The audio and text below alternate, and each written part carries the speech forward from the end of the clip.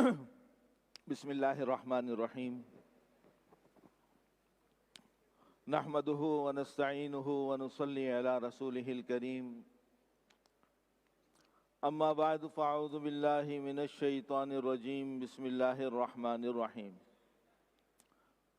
وَلِلَّهِ عَلَى النَّاسِ حِجُّ الْبَيْتِ مَنِ اسْتَطَاعَ إِلَيْهِ سَبِيلًا وَمَن يَتَوَلَّ فَإِنَّ اللَّهَ غَنِيٌّ عَنِ الْعَالَمِينَ وقال الله سبحانه وتعالى الحج أشهر معلومات فمن فرض فيهن الحج فلا رفث ولا فسوق ولا جدال في الحج وقال عليه الصلاة والسلام تابعوا بين الحج والعمرة فإنهما ينفيان الفقر والكفر كما تنفي الكير خبث الحديد وقال عليه الصلاة والسلام الحج المبرور ليس له جزاء إلا الجنة أو كما قال عليه الصلاة والسلام.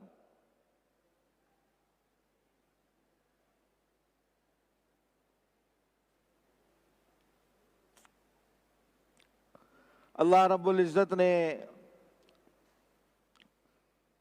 انسان کو، مسلمانوں کو جو عبادتیں عطا فرمائی ہیں،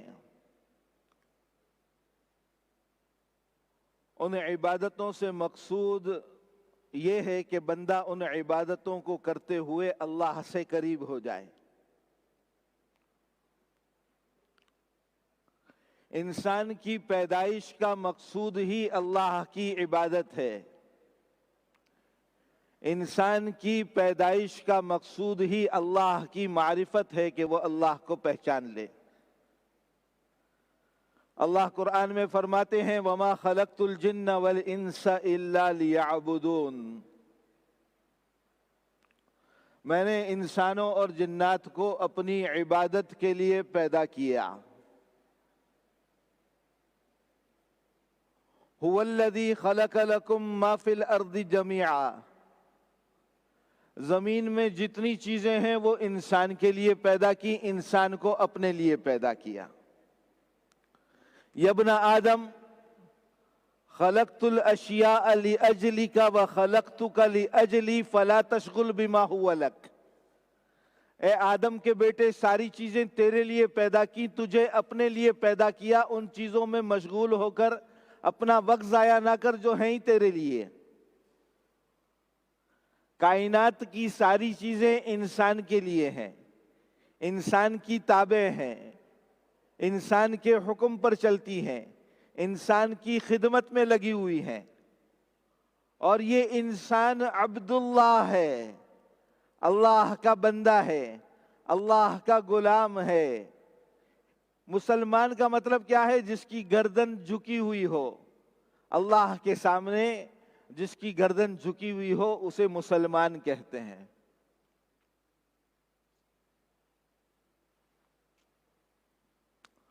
تو جتنی عبادتیں عطا فرمائی اپنا قرب عطا کرنے کے لیے، بندگی کے اظہار کے لیے.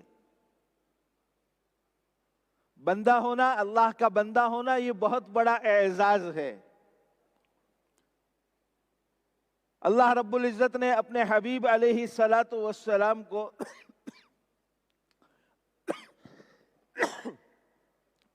جب معراج میں بلایا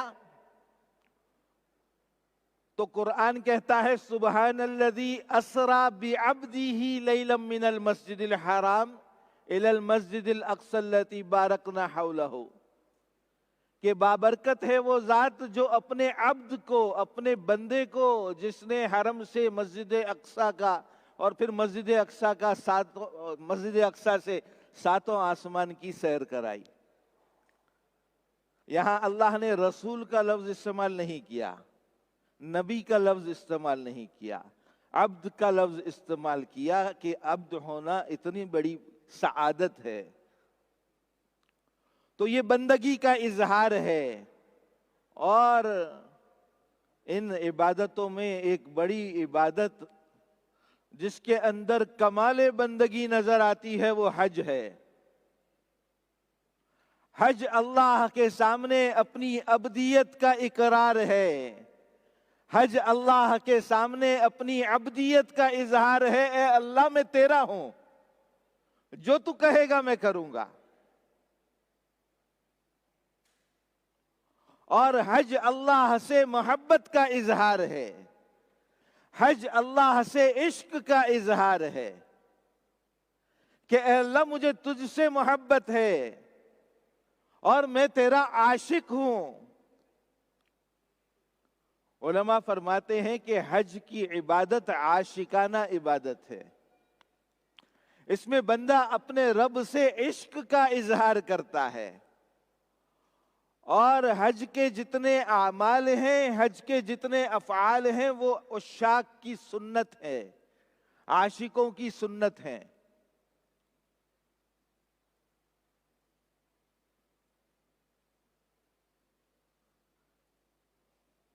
عاشق کے سامنے اور اس کا مقصود صرف یہ ہوتا ہے کہ میرے محبوب کی توجہ مجھے مل جائے،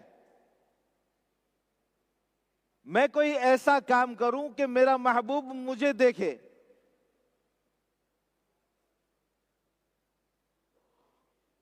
اور وہ اس کے لیے بعض اوقات خلاف عقل کام بھی کیا کرتا ہے۔ وہ شاعر کہتا ہے، کہتے ہیں جس کو عشق خلل ہے دماغ کا۔ عاشق سوچتا نہیں ہے کہ یہ کام میں کیوں کروں، اس کے لیے تو اتنا کافی ہے کہ یہ بات میرے محبوب کے زبان سے نکلی ہے، مجھے اس کو پورا کرنا ہے۔ تو حج کے سارے افعال عاشقانہ۔ دنیا کا دستور ہے کسی تقریب میں جانا ہو، آدمی بہترین لباس پہنتا ہے، بہترین جوتے پہنتا ہے، جتنا بڑا میزبان کا مرتبہ ہوتا ہے اتنی زیادہ تیاری کیا کرتا ہے،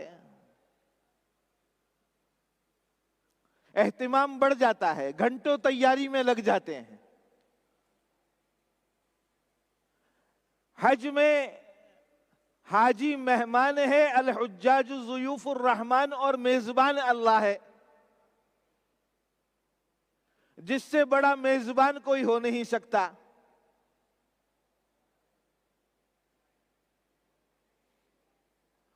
اور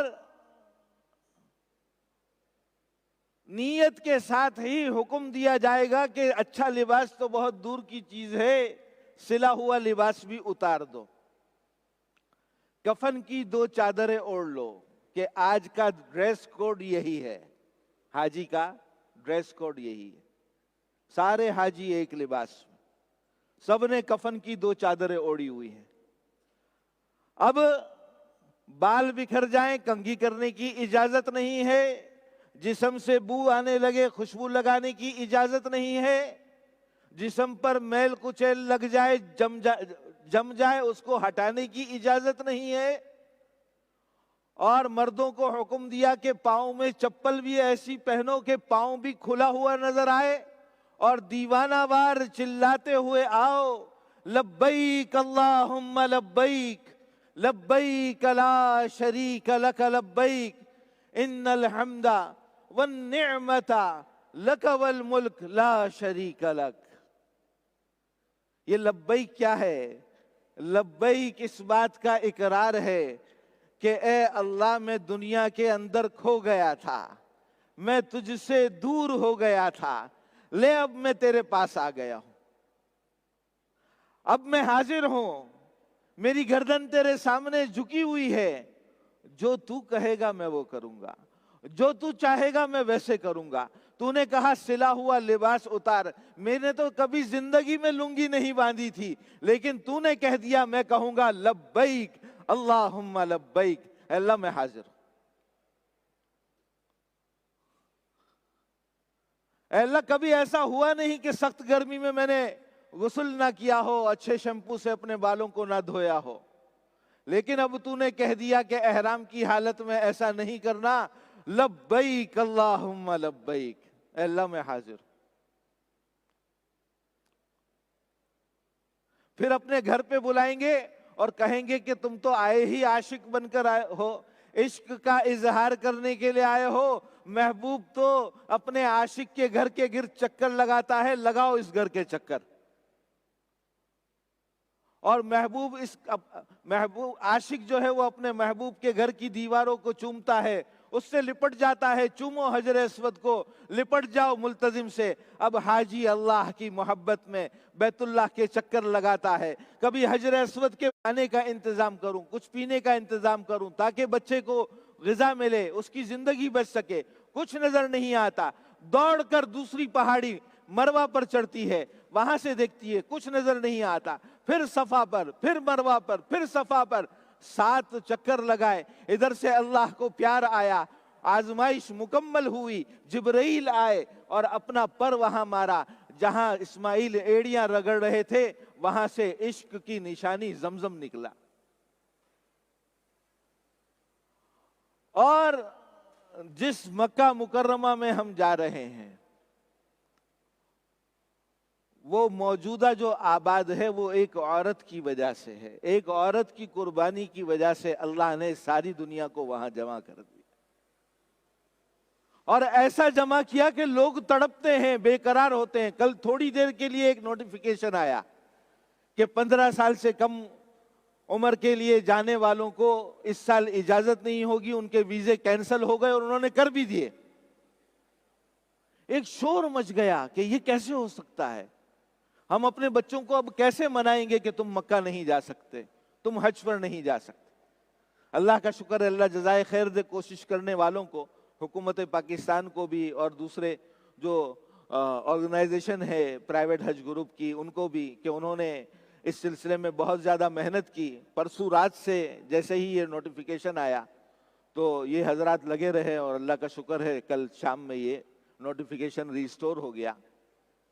تو آدمی تڑپتا ہے کہ کس طرح میں مکہ مکرمہ چلے جاؤں، ساری زندگی پیسے جمع کرتا ہے اس مکہ کو دیکھنے کے لیے، اس بیت اللہ کو دیکھنے کے لیے جو ایک عورت کی قربانی پر آباد ہوا۔ تو حکم ہوگا کہ میرے عاشق نے، میری عاشقہ نے جس طرح صفا اور مروہ پر دوڑ لگائی تھی، تم بھی جاؤ صفا پر اور مروہ پر، وہاں دوڑ لگاؤ۔ اگر ایسا نہیں کرو گے، اس عاشقہ کی سنت ادا نہیں کرو گے، تو نہ تمہارا حج قبول ہوگا، نہ تمہارا عمرہ قبول ہوگا۔ پھر حکم ہوگا، پہلے زمانے میں غلاموں اور باندیوں کا رواج تھا، انسانوں کی منڈیاں لگتی تھیں، انسان بکتے تھے۔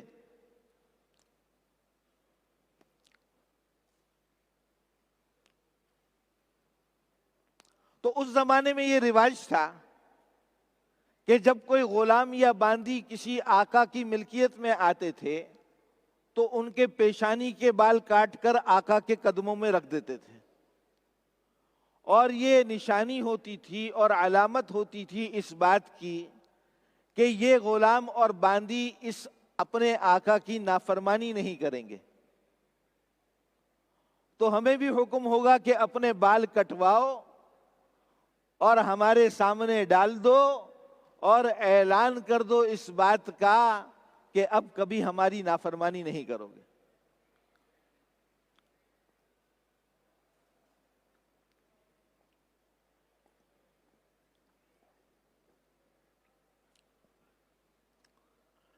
پھر 8 ذی الحجہ کو حکم ہوگا کہ اچھا بیت اللہ کے لیے آئے تھے، بیت اللہ کو دیکھنے کے لیے آئے تھے، بیت اللہ کی محبت میں آئے تھے،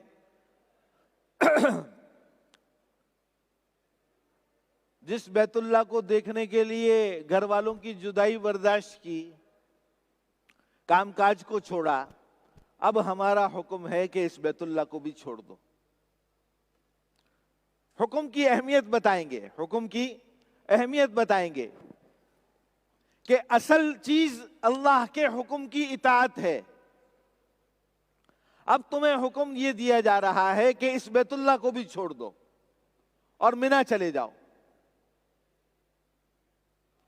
پھر منی سے حکم ہوگا کہ اب عرفات چلے جاؤ، عرفات سے حکم ہوگا کہ اب مزدلفہ چلے جاؤ، مزدلفہ سے حکم ہوگا کہ اب مینا آؤ اور سامنے یہ 3 پتھر کے ستون بنے ہوئے، ان پر پتھر مارو،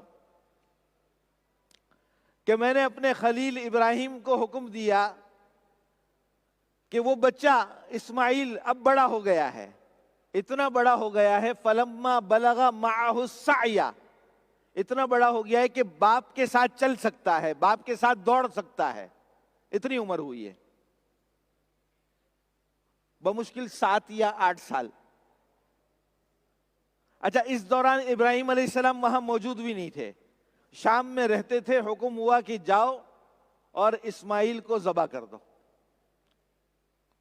اب یہ اسماعیل کے پاس پہنچتے ہیں، قال یا بنی انی ارا فی المنام انی اذبحک فانظر ماذا تری، بیٹے میں نے خواب دیکھا ہے، نبی ہوں، نبی کا خواب وحی ہوتا ہے، خواب میں دیکھا ہے تیری گردن پر چھری چلا رہا ہوں، تو کیا کہتا ہے؟ بیٹے نے کہا افعل ما تؤمر، ابا جان جو اللہ کا حکم ہے وہ پورا کریں، ستجدنی انشاءاللہ من الصابرین، آپ میری گردن پر چھری چلا کر حکم پورا کریں، میں صبر کر کے حکم پورا کروں گا، لبیک اللہم لبیک، گردن پر چھری تلا دیجئے، میں حاضر۔ یہاں پر علماء نے ایک عجیب بات لکھی ہے کہ ابراہیم علیہ السلام تو وہاں تھے نہیں، وہاں تو صرف مائی ہاجرہ تھیں جنہوں نے بچے کی تربیت کی۔ ایک ماں کی تربیت کی اہمیت بتائی ہے اللہ نے کہ ماں کی کیا اہمیت ہے، ماں بچے کی کیسی تربیت کرے۔ ایک ماں نے ایسی تربیت کی کہ وہ 7-8 سال کا بچہ اللہ کے نام پر گردن کٹوانے پر تیار ہے۔ اور شاعر کہتا ہے کہ یہ کسی کا فیضان نظر تھا یا مکتب کی کرامت تھی، سکھائے کس نے اسماعیل کو آداب فرزندی، کہ باپ کی اطاعت، اللہ کی اطاعت، جو اللہ نے حکم دیا اس پر عمل کرنا ہے، چاہے جان چلی جائے۔ اب باپ نے بیٹے کا ہاتھ پکڑا، مینا کی وادی میں جا رہے ہیں دونوں باپ بیٹے، راستے میں شیطان آیا، وسوسہ ڈالنے کی کوشش کی، 3 جگہوں پر دونوں باپ بیٹے نے پتھر مارے۔ حاجیوں کو حکم ہوا کہ میرے عاشق کی ادا بڑی محبوب ہے مجھے، جب تک اس سنت کو ادا نہیں کرو گے تمہارا حج پورا نہیں ہوگا۔ اب جب شیطان نے دیکھا کہ ابراہیم اور اسماعیل پر تو میرا بس نہیں چل رہا، یہ مائی ہاجرہ کے پاس گیا اور کہا کہ تجھے پتا ہی یہ کہاں جا رہے ہیں دونوں؟ کہا باپ ہے، بیٹے کو لے کر کہیں جا رہا ہے؟ کہا نہیں، ان ابراہیم، کہ اس نے کہا کہ یہ ابراہیم جو ہے یہ اسماعیل کو ذبح کرنے جا رہے ہیں۔ انہوں نے کہا نہیں ایسا نہیں ہو سکتا۔ کہا ان ابراہیم زعم ان ربہ امر بہ، کہ ابراہیم یہ خیال کر رہے ہیں کہ ان کے رب نے یہ حکم دیا ہے کہ گردن پر چھری چلا دو۔ کہا اچھا اللہ کا حکم ہے، لبیک اللہم لبیک، اللہ کا حکم ہے ایک اسماعیل قربان ہو جائے، کوئی بڑی بات نہیں۔ تو حاجیوں کو حکم ہوگا شیطان کو کنکریاں مارو۔ اب یہ ابراہیم علیہ السلام لے کر گئے مینا میں، بیٹے کو الٹا لٹایا تاکہ آئی کانٹیکٹ نہ ہو، آنکھوں سے آنکھیں نہ ٹکرائیں کہ کہیں شفقت غالب نہ آ جائے، اور آنکھ پر پٹی بندھی، فلما اسلم وتلہ للجبین، قرآن کہہ رہا ہے کہ جب دونوں حکم ماننے پر تیار ہو گئے اور آنکھوں پر پٹی باندھی، ابراہیم نے آنکھوں پر پٹی باندھی کہ بیٹے کی شفقت غالب نہ آ جائے۔ اب چھری لی اور اسماعیل پر چلا رہے ہیں، ادھر سے اللہ نے جبرائیل کو بھیجا، جبرائیل اپنے ساتھ جنت سے جانور لے کر آئے، مینڈھا لے کر آئے، اسماعیل کو ہٹایا، اس کی جگہ مینڈھے کو رکھا۔ جب ابراہیم نے تو چھری چلا دی، ابراہیم علیہ السلام نے تو چھری چلا دی، جب آنکھ سے پٹی ہٹائی تو اسماعیل صحیح سالم ہے، مینڈھا ذبح ہوا ہے۔ اللہ قرآن میں کہتا ہے وَفَدَيْنَاهُ بِذِبْحٍ عَظِيمٍ، یہ اسماعیل کا فدیہ تھا، یہ اسماعیل کا فدیہ تھا۔ اور قیامت تک حج کرنے والے جتنی قربانیاں کریں گے، بقرہ عید میں جتنی قربانیاں ہوں گی سب اسماعیل کا فدیہ ہوگا.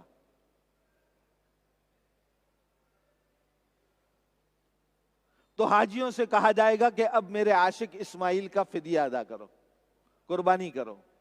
تو سارا حج یہ عاشقوں کی سنت ہے، سارا حج اللہ سے عشق کا اظہار ہے، سارا حج اللہ سے محبت کا اظہار ہے. تو ہم اللہ سے یہ دعا مانگتے ہوئے جائیں. اللہ نے فضل فرمایا، ظاہری انتظامات ہم نے پورے کر لیے، اب اس حج کی روح ہمیں مل جائے. وہ کیا ہے؟ وہ اللہ کی محبت ہے. یہ حج ہمارے دلوں کے اندر تبدیلی لے آئے، یہ حج ہمارے دلوں کے اندر اللہ کی محبت پیدا کر جائے، یہ حج ہمارے دلوں کے اندر اللہ کے حکم کی اہمیت لے آئے. ہم ہر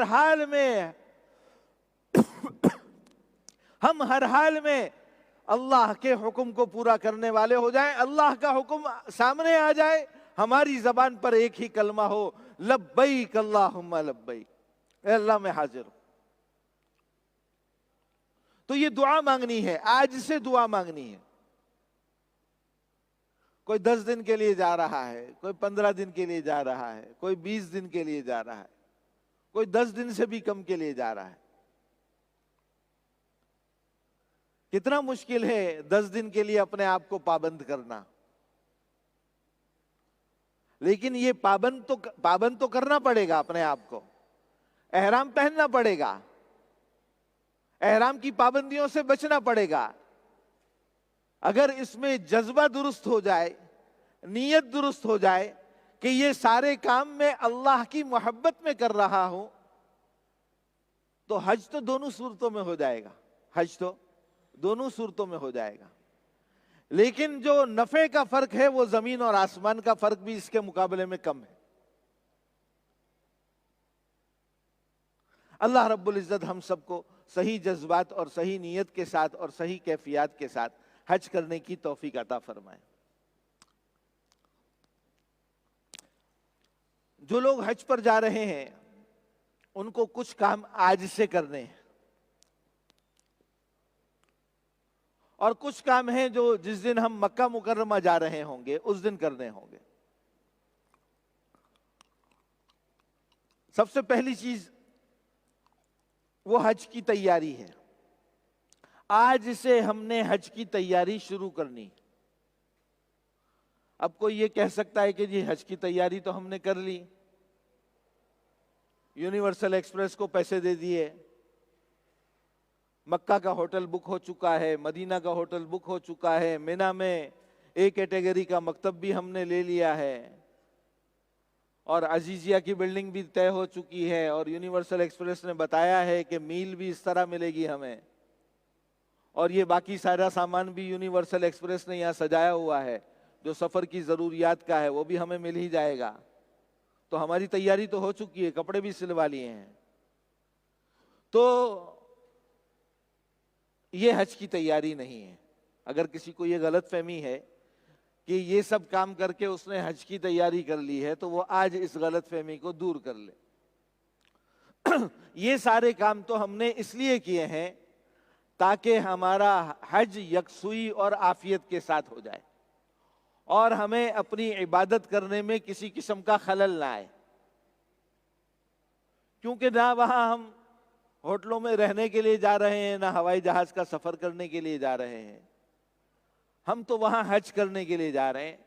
حج کی تیاری، حج کو سیکھنا ہے. وہ حج کرنا سیکھا یا نہیں سیکھا؟ حج کیسے کرنا ہے وہ حج کرنا سیکھا یا نہیں سیکھا؟ دیکھیں، حج کرنا انتہائی آسان ہے. اللہ تعالیٰ نے کوئی عبادت انسان کو ایسی دی ہی نہیں ہے جو انسان کے کرنے کے لیے مشکل ہو. اللہ قرآن میں صاف اعلان کرتا ہے، لا یکلف اللہ نفسا الا وسعها. آدمی کے ذمے اسی کام کو کیا جاتا ہے جس کی وہ طاقت رکھتا ہو. اگر وسعت نہ ہو، طاقت نہ ہو تو اللہ حکم ہی نہ دے. یہ اللہ کا ضابطہ ہے. تو حج انتہائی آسان ہے. لیکن یہ بات ہم سب جانتے ہیں کہ آسان کام کو بھی اگر بغیر سیکھے کیا جائے تو اس سے نقصان ہوتا ہے، اور آسان سے آسان کام بھی غلط ہوتا ہے۔ ہم اکثر مثال دیتے ہیں کہ یہاں اکثر لوگوں کو گاڑی چلانے آتی ہوگی، ان سے پوچھو جی گاڑی چلانا آسان ہے؟ بہت آسان ہے۔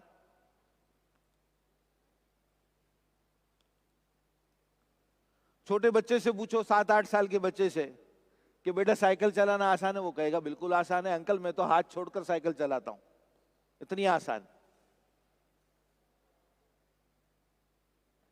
لیکن اگر کسی نے گاڑی چلانا نہ سیکھی ہو اور اس کو ڈرائیونگ سیٹ پر اسٹیئرنگ کے سامنے بٹھا دیں اور اس سے کہیں گاڑی چلاؤ، تو وہ اپنا بھی نقصان کرے گا، گاڑی کا بھی نقصان کرے گا، دوسروں کا بھی نقصان کرے گا۔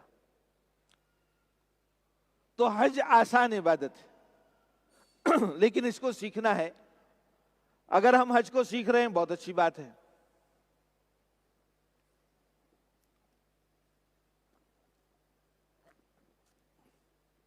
اور اس سال ایسا لگ بھی رہا ہے کہ یونیورسل کے حاجی بھی حج سیکھ رہے ہیں۔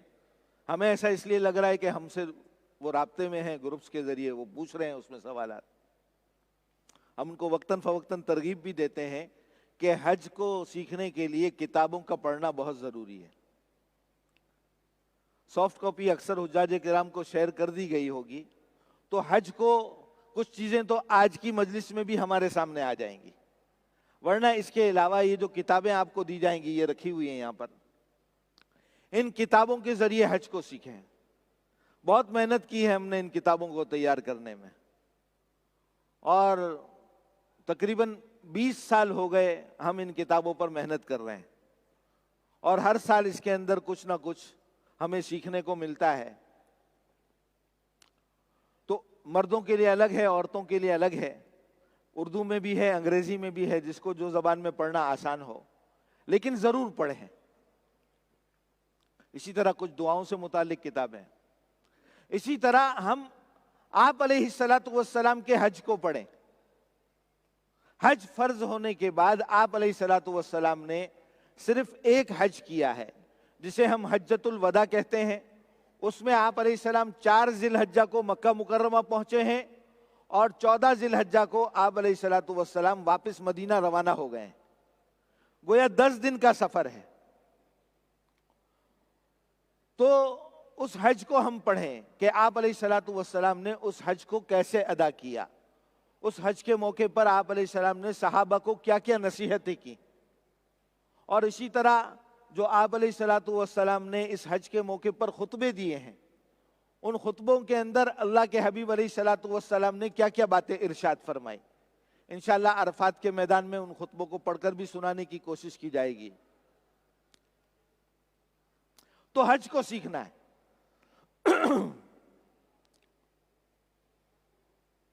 تو حج کو سیکھنا ہے کتابوں کے ذریعے، ایسے علماء کے ذریعے جو حج کا تجربہ رکھتے ہوں۔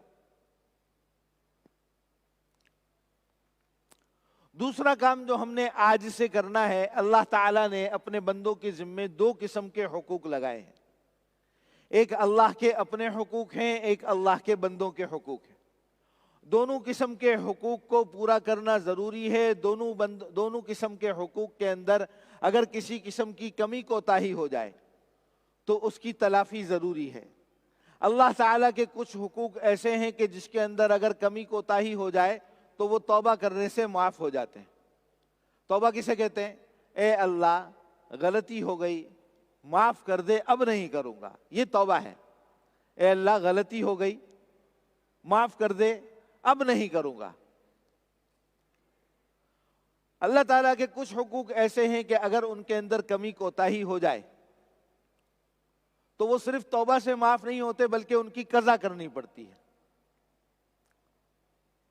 مثال کے طور پر اگر کسی کی کچھ نمازیں رہ گئی ہیں، کسی کے کچھ روزے پچھلے سالوں کے رہ گئے ہیں، کسی کے ذمے پچھلے سالوں کی زکوٰۃ ہے، تو اللہ سے توبہ بھی کرنی ہے اور ان کی قضا بھی کرنی ہے۔ تو آج سے اگر خدا نہ خواستہ کسی کے ذمے نماز، روزہ، زکوٰۃ باقی ہے تو اس کی قضا شروع کر دیں۔ دوسرے اللہ کے بندوں کے حقوق ہیں۔ اللہ کے بندوں کے حقوق سے متعلق ضابطہ اور قانون یہ ہے کہ اگر اس کے اندر کوئی کمی کوتاہی ہو جائے تو وہ اللہ اس وقت تک معاف نہیں کرتے جب تک اس بندے سے معافی نہ مانگ لی جائے۔ مثال کے طور پر کسی نے ہمیں قرضہ دیا، ہم نے واپس نہیں کیا، کوئی جگہ کرائے پر لی، اب ہم وہ خالی نہیں کر رہے، کسی کی زمین پر قبضہ کر لیا، بہنوں کو میراث میں سے حصہ نہیں دیا، باپ کی میراث میں سے، کسی کو گالی دے دی، کسی پر بہتان باندھا،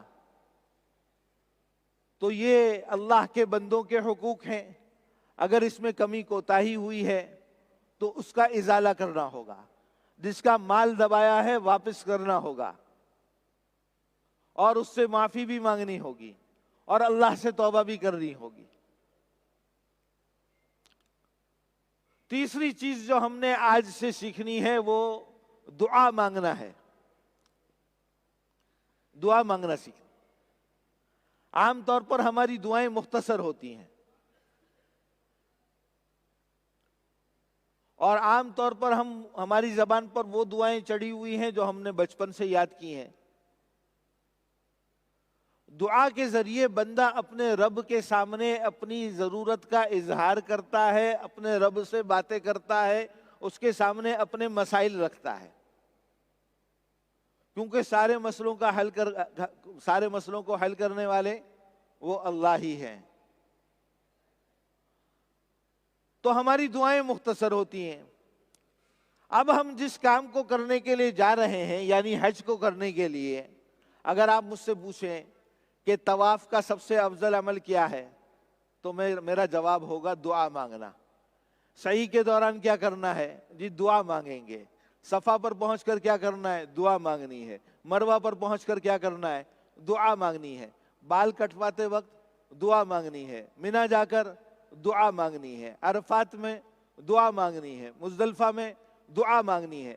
شیطان کو کنکریاں مارتے ہوئے دعا مانگنی ہے۔ ہر حج کے ہر عمل کا سب سے اہم حصہ وہ دعا مانگنا ہے۔ تو ہم دعا کو مانگنے کی مشق آج سے شروع کر دیں۔ بہت مرتبہ ایسا ہوتا ہے کہ ہم دعا کے لیے ہاتھ اٹھاتے ہیں، اب دعا یاد ہی نہیں آ رہی کہ کیا مانگنا ہے، تو ہمارے ہاتھ نیچے آ جاتے ہیں۔ تو اب دعا کی ٹائمنگ کو بڑھائیں گے کیسے؟ دعا کا وقت کیسے بڑھ جائے؟ اس کے لیے ہم میں سے ہر ایک اس بات کی کوشش کرے، اپنے آپ کو پابند کرے۔ شروع میں بے شک دن میں 5 منٹ مقرر کرے کہ 5 منٹ کے لیے میں اللہ سے دعا مانگوں گا۔ اب اس میں کرنا یہ ہوگا کہ قبلہ رخ ہو کر دو زانوں اگر بیٹھنا ممکن ہو تحیات کی شکل میں تو بیٹھ جائے، ورنہ کسی بھی طریقے سے بیٹھنا ہے، اور ہاتھ اٹھا دے، اور یہ طے کر لیں کہ 5 منٹ تک یہ ہاتھ نیچے نہیں آئیں گے، چاہے دعا یاد آئے یا نہ آئے، چاہے خاموش بیٹھے ہو۔ اگر آپ نے ایسا کرنا شروع کر دیا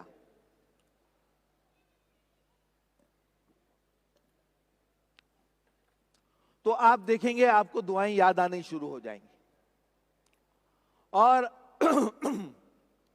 کچھ ہی دنوں میں آپ دیکھو گے کہ وہ جو دورانیہ تھا 5 منٹ کا وہ بڑھ رہا ہے۔ اب 5 سے 7 منٹ ہو گئے ہیں، 7 سے 10 منٹ ہو گئے ہیں، 10 سے 15 منٹ ہو گئے، 15 سے 20 منٹ ہو گئے۔ دعا کا دورانیہ خود بخود بڑھ رہا ہے، اب دعائیں یاد آ رہی ہیں کہ یہ بھی تو مانگنا تھا، یہ بھی تو مانگنا تھا، یہ بھی مانگنا تھا۔ دعا ختم کریں گے بعد میں یہ خیال آئے گا کہ یہ تو مانگی نہیں۔ انشاءاللہ اگر آپ ایسا کرتے رہے تو ایک وقت آئے گا اب دعا ختم کرنے کا دل نہیں ہوگا، دعا کا دورانیہ بڑھ جائے گا۔ آپ علیہ السلام نے عرفات کے میدان میں تقریباً 7 گھنٹے تک مسلسل دعا مانگی ہے، 7 گھنٹے تک۔ اب کوئی کہے جی وہ تو نبی تھے، مانگ سکتے ہیں۔ آج 14ویں 15ویں صدی کا مسلمان تو کمزور ہو گیا ہے، اتنی دعائیں نہیں مانگ سکتا۔ تو اللہ کی شان، ہم نے عرفات کے میدان میں ایسے لوگوں کو دیکھا ہے، اپنی جیتی جاگتی آنکھوں سے دیکھا ہے کہ جو عرفات میں ایسی دعا مانگتے ہیں، ایسا اللہ کے سامنے روتے ہیں کہ ان کو دیکھ کر رونا آ جائے۔ تو آج بھی ممکن ہے، میں بھی کر سکتا ہوں، آپ بھی کر سکتے ہیں۔ فاصلہ صرف عزم کرنے کا ہے، ہمارے عزم کرنے کا ہے۔ اگر ہم عزم کر لیں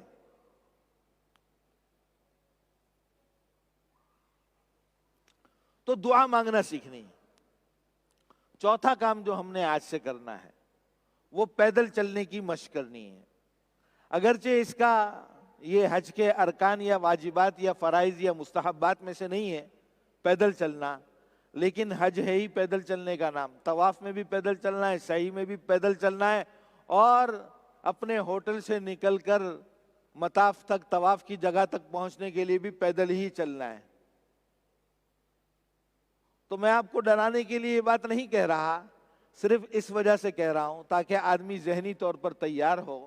ایک مرتبہ ہم نے 10 ذی الحجہ کو یہ اندازہ کیا، اندازہ اس لیے کیا کہ اس وقت یہ گھڑیاں اور موبائل تو تھے نہیں جو اسٹیپ کاؤنٹ کر کے ہمیں بتا دیں کہ آپ کتنا پیدل چلے، اس وقت نہیں ہوتی تھی، ہمارے پاس تو ابھی بھی نہیں ہے، اللہ کا شکر ہے۔ تو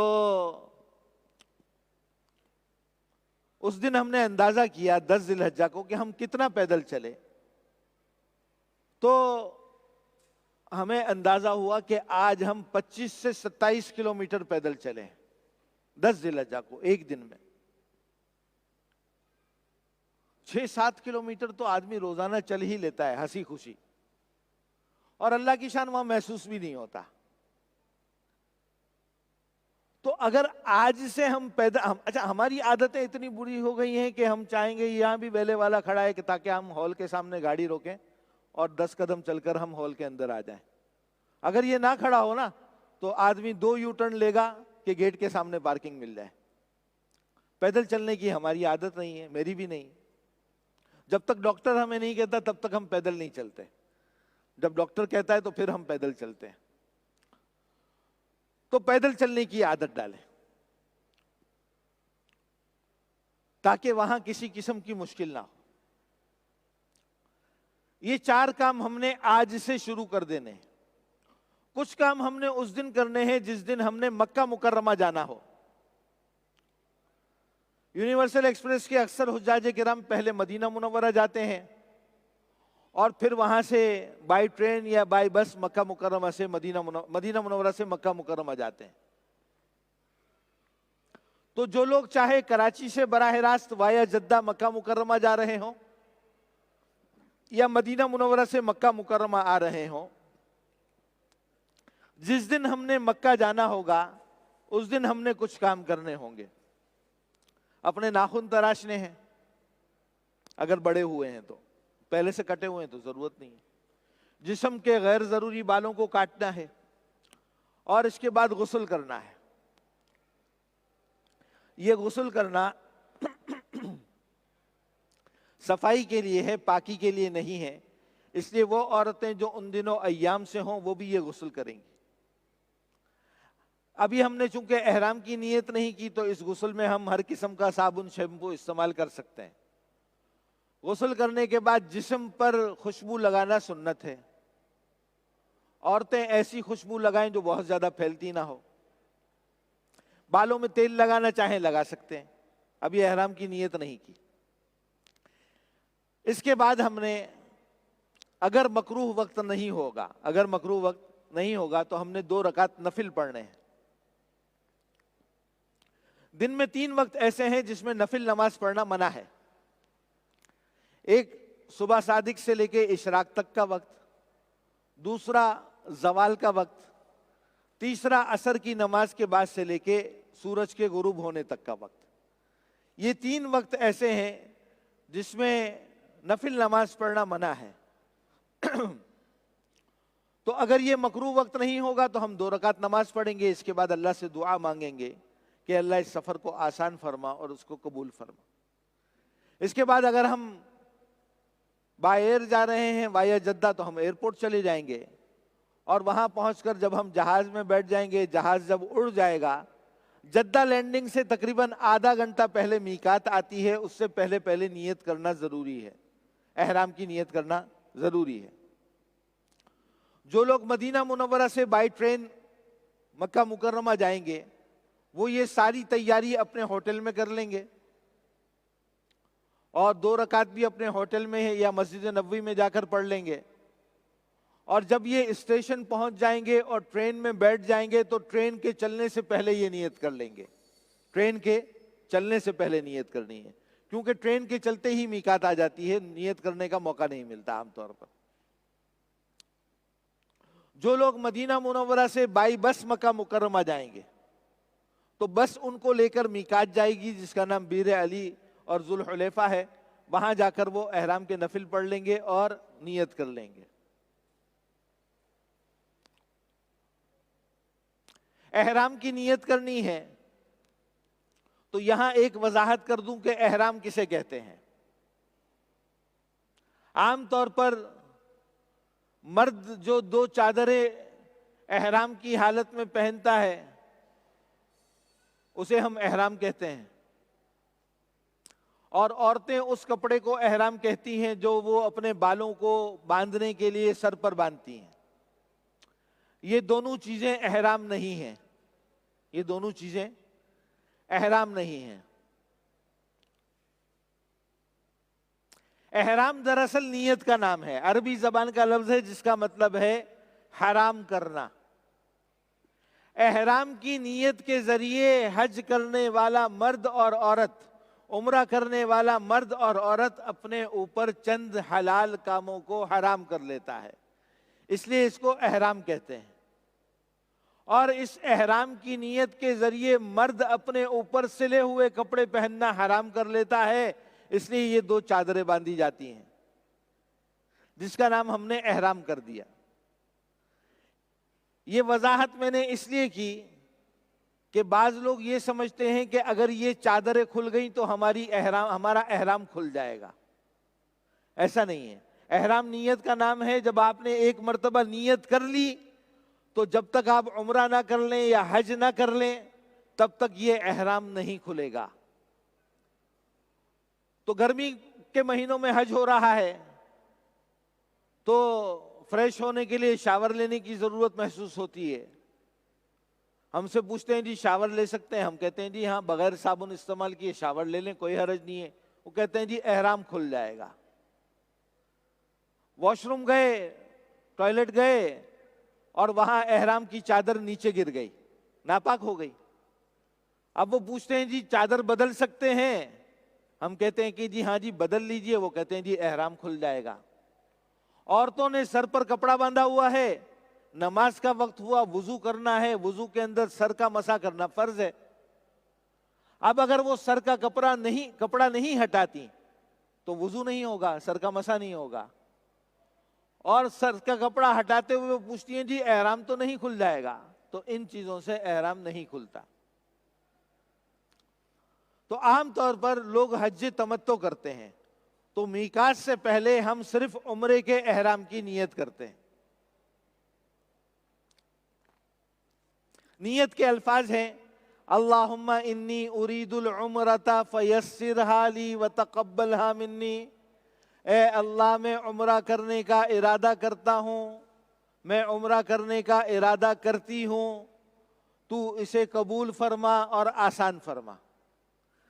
نیت کے ساتھ ایک مرتبہ تلبیہ لبیک اللہم لبیک لبیک لا شریک لک لبیک ان الحمد والنعمت لک والملک لا شریک لک، یہ پڑھنا واجب ہے، ضروری ہے، اس کے بغیر نیت نہیں ہوگی۔ تو نیت کریں گے، تلبیہ پڑھیں گے۔ کوشش کریں کہ جب بھی تلبیہ پڑھیں 3 مرتبہ پڑھیں، مرد بآواز بلند پڑھیں، عورتیں آہستہ آواز میں پڑھیں۔ اور تلبیہ جب 3 مرتبہ پڑھ لیں تو درود شریف پڑھیں، جو درود آپ کو یاد ہو، اور اس کے بعد یہ دعا مانگیں اللہم انی اسألک رضاک والجنہ واعوذ بک من غضبک والنار۔ اے اللہ میں تجھ سے تیری رضامندی اور جنت کا سوال کرتا ہوں، اور تجھ سے تیرے غصے اور جہنم سے پناہ مانگتا ہوں۔ احرام کی نیت کرتے ہی احرام کی پابندیاں شروع ہو جائیں گی۔ مرد سلے ہوئے کپڑے نہیں پہن سکتے، مرد اور عورت خوشبو استعمال نہیں کر سکتے، اور بھائی چھوڑ دو نا یہ کیمرہ، دو کیمرے چل رہے ہیں پھر کیمرہ لے کر سامنے آ جاتے ہو.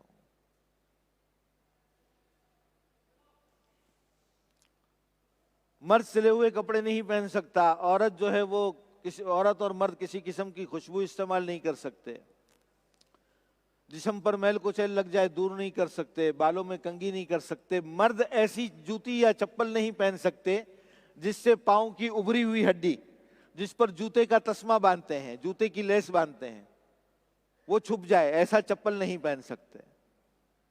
اس لیے عام طور پر مرد وہ ہوائی چپل یا کینچی چپل پہنتے ہیں. عورتوں کے لیے احرام کا کوئی مخصوص لباس نہیں ہے، وہ عام اپنا گھریلو استعمال کا لباس جو شریعت اور سنت کے مطابق ہو وہ پہن سکتی ہے. عورتوں کے لیے کوئی مخصوص جوتا ضروری نہیں ہے، کسی بھی قسم کا جوتا، آرام دہ جوتا اگر پہن لیں تو بہت اچھی بات ہے، اس کو استعمال کر سکتی ہیں.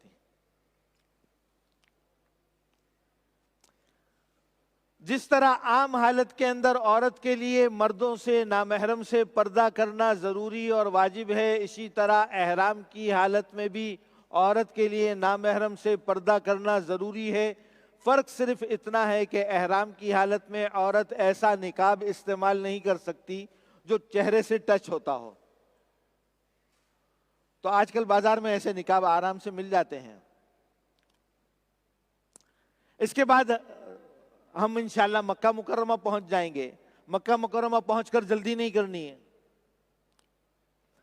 اگر کوئی ضرورت ہو اس کو پوری کر لیں، تھک گئے ہوں آرام کر لیں، فوراً عمرہ کرنا ضروری نہیں ہے. بھوک لگی ہے کھانا کھا لیں، اور کوئی ضرورت ہے وہ پوری کر لیں. اس کے بعد تازہ دم ہو کر اگر غسل کرنا چاہیں غسل کر لیں، ورنہ وضو کریں، کیونکہ طواف بغیر وضو کے نہیں ہوتا. اور اب ہم عمرہ کرنے کے لیے مسجد حرام کی طرف جائیں گے. مسجد حرام میں سنت کے مطابق داخل ہوں، دعا پڑھتے ہوئے داخل ہوں اور اپنی نگاہوں کو نیچا کر لیں، کیونکہ یہ ہماری پہلی حاضری ہے، اور پہلی حاضری کے وقت جب بیت اللہ پر نظر پڑتی ہے اس وقت اللہ تعالیٰ دعاؤں کو قبول فرماتے ہیں.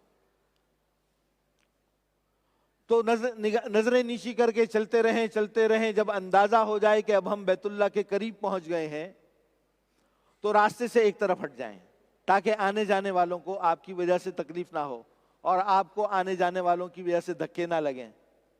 راستے سے ایک طرف ہٹ جائیں. اب ہم چہرے کو اٹھائیں گے، سامنے بیت اللہ ہوگا، دعا مانگیں گے. دعا سے فارغ ہونے کے بعد اب ہم نے عمرے کا طواف کرنا ہے.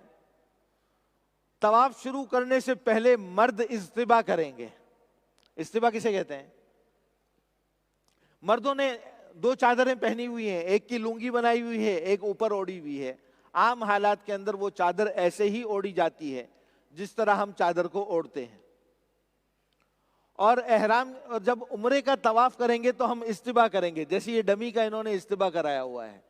احرام کے پلو کو، جو دایاں پلو ہے، اس کو دائیں بغل کے نیچے سے نکال کر بائیں کندھے پر ڈال دیں گے کہ دایاں کندھا ننگا ہو جائے، ظاہر ہو جائے، کھل جائے. اس کو اجتباء کہتے ہیں. یہ عمرے کے طواف کے 7 چکروں میں کرنا سنت ہے. تو مرد اجتباء کر لیں گے، عورتوں کو اجتباء نہیں کرنا. اب ہم حجر اسود کی طرف چلنا شروع کریں گے. بیت اللہ کے 4 کونے ہیں، ایک کونے کے ساتھ حجر اسود لگا ہوا ہے.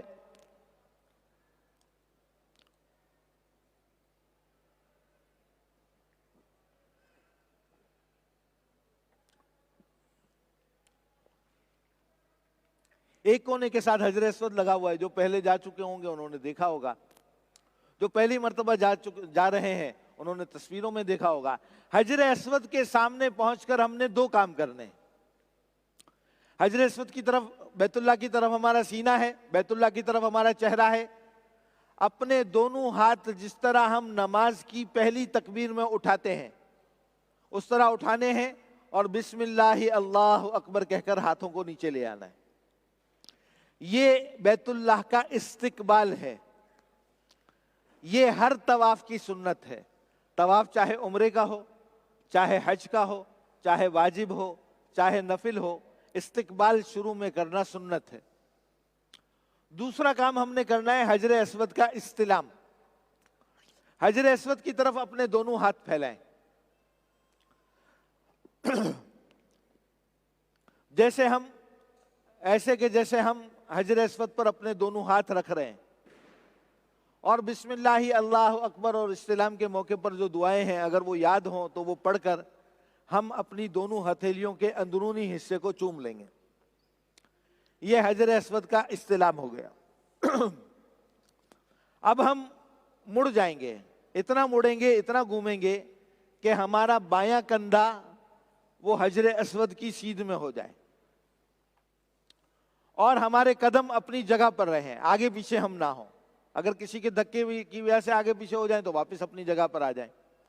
اور اب ہم طواف کرنا شروع کریں۔ طواف اینٹی کلاک ہوتا ہے، گھڑی کی مخالف سمت، دائیں طرف سے۔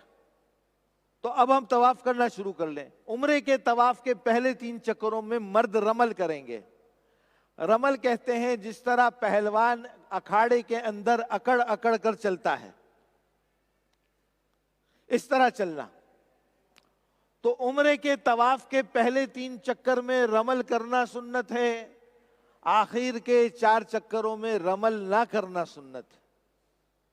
مرد رمل کریں گے، عورتیں رمل نہیں کریں گی۔ تو رمل کرتے ہوئے ہم طواف کرنا شروع کریں گے۔ چلتے چلتے چلتے ہم حجر اسود سے پہلے والے کونے پر پہنچیں گے۔ اس کا نام رکن یمانی ہے۔ رکن یمانی کا بھی استلام کیا جاتا ہے، لیکن اشارے سے استلام نہیں ہوتا۔ حجر اسود کا استلام تو ہم نے اشارے سے کر لیا تھا۔ رکن یمانی کے استلام کا طریقہ یہ ہے کہ رکن یمانی پر اپنے دونوں ہاتھ لگائے جائیں یا دایاں ہاتھ لگایا جائے اور ہاتھ کو چوم لیا جائے۔ لیکن احرام کی حالت میں ہم یہ کام نہیں کریں گے، کیونکہ رکن یمانی، حجر اسود، ملتزم، ان ساری جگہوں پر خوشبو لگی ہوئی ہوتی ہے۔ تو اگر ہم نے اس پر ہاتھ لگایا تو ہاتھ پر خوشبو لگ جائے گی، جو احرام میں منع ہے۔ تو ہم رکن یمانی کا استلام عمرے کے دوران نہیں کریں گے۔ بعد میں اللہ تعالیٰ نفلی طواف کے دوران موقع دے تو ہم رکن یمانی کا استلام کریں گے۔ رکن یمانی اور حجر اسود کے درمیان یہ دعا مانگنا سنت سے ثابت ہے۔ ربنا آتنا فی الدنیا حسنہ وفی الآخرۃ حسنہ وقنا عذاب النار۔ اے اللہ ہمیں دنیا کی بھی بھلائی عطا فرما، آخرت کی بھی بھلائی عطا فرما، اور ہمیں جہنم کے عذاب سے بچا۔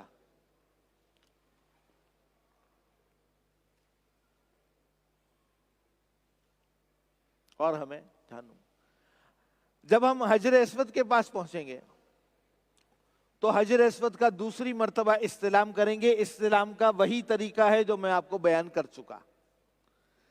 اس کے بعد ہم دوسرا چکر کریں گے، مرد رمل کریں گے، عورتیں رمل نہیں کریں گی۔ پھر جب حجر اسود کے پاس پہنچیں گے تو حجر اسود کا تیسری مرتبہ استلام کریں گے۔ تیسرا چکر رمل کے ساتھ شروع کریں گے، مرد رمل کریں گے، عورتیں رمل نہیں کریں گی۔ اور تیسرا چکر جب پورا ہوگا تو ہم حجر اسود کا چوتھی مرتبہ استلام کریں گے۔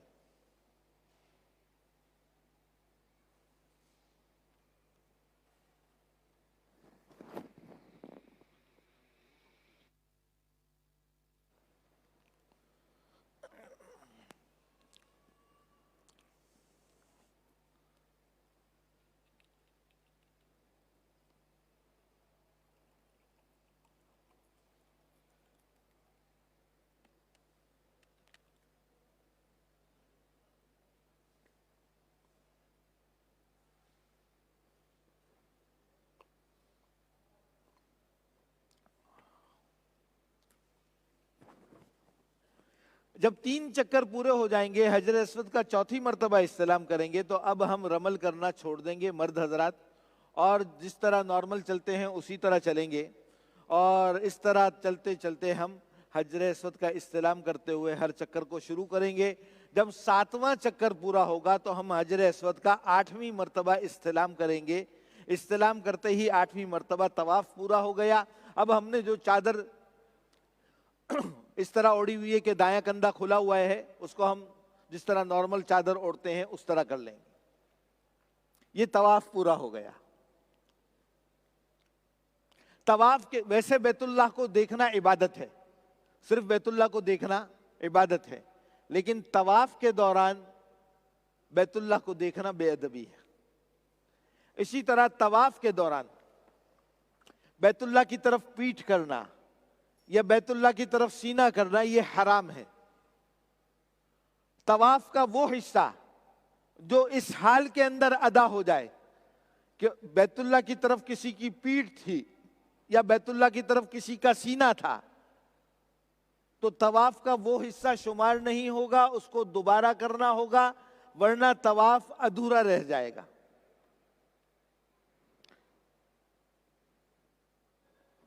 تو اس سلسلے میں ایک گزارش یہ ہے کہ آج کل چونکہ موبائل فوبیا ہے, موبائل کے بغیر ہمیں چین نہیں آتا, اور دوسرا اس موبائل میں انہوں نے کیمرہ لگا دیا ہے, تو ایسا ہوا ہے کہ جیسے بندر کے ہاتھ میں استرا آ گیا. اردو میں محاورہ ہے نا کہ جی بندر کے ہاتھ میں استرا آ گیا, تو اس نے اپنے آپ کو ہی مار مار کر زخمی کر دیا.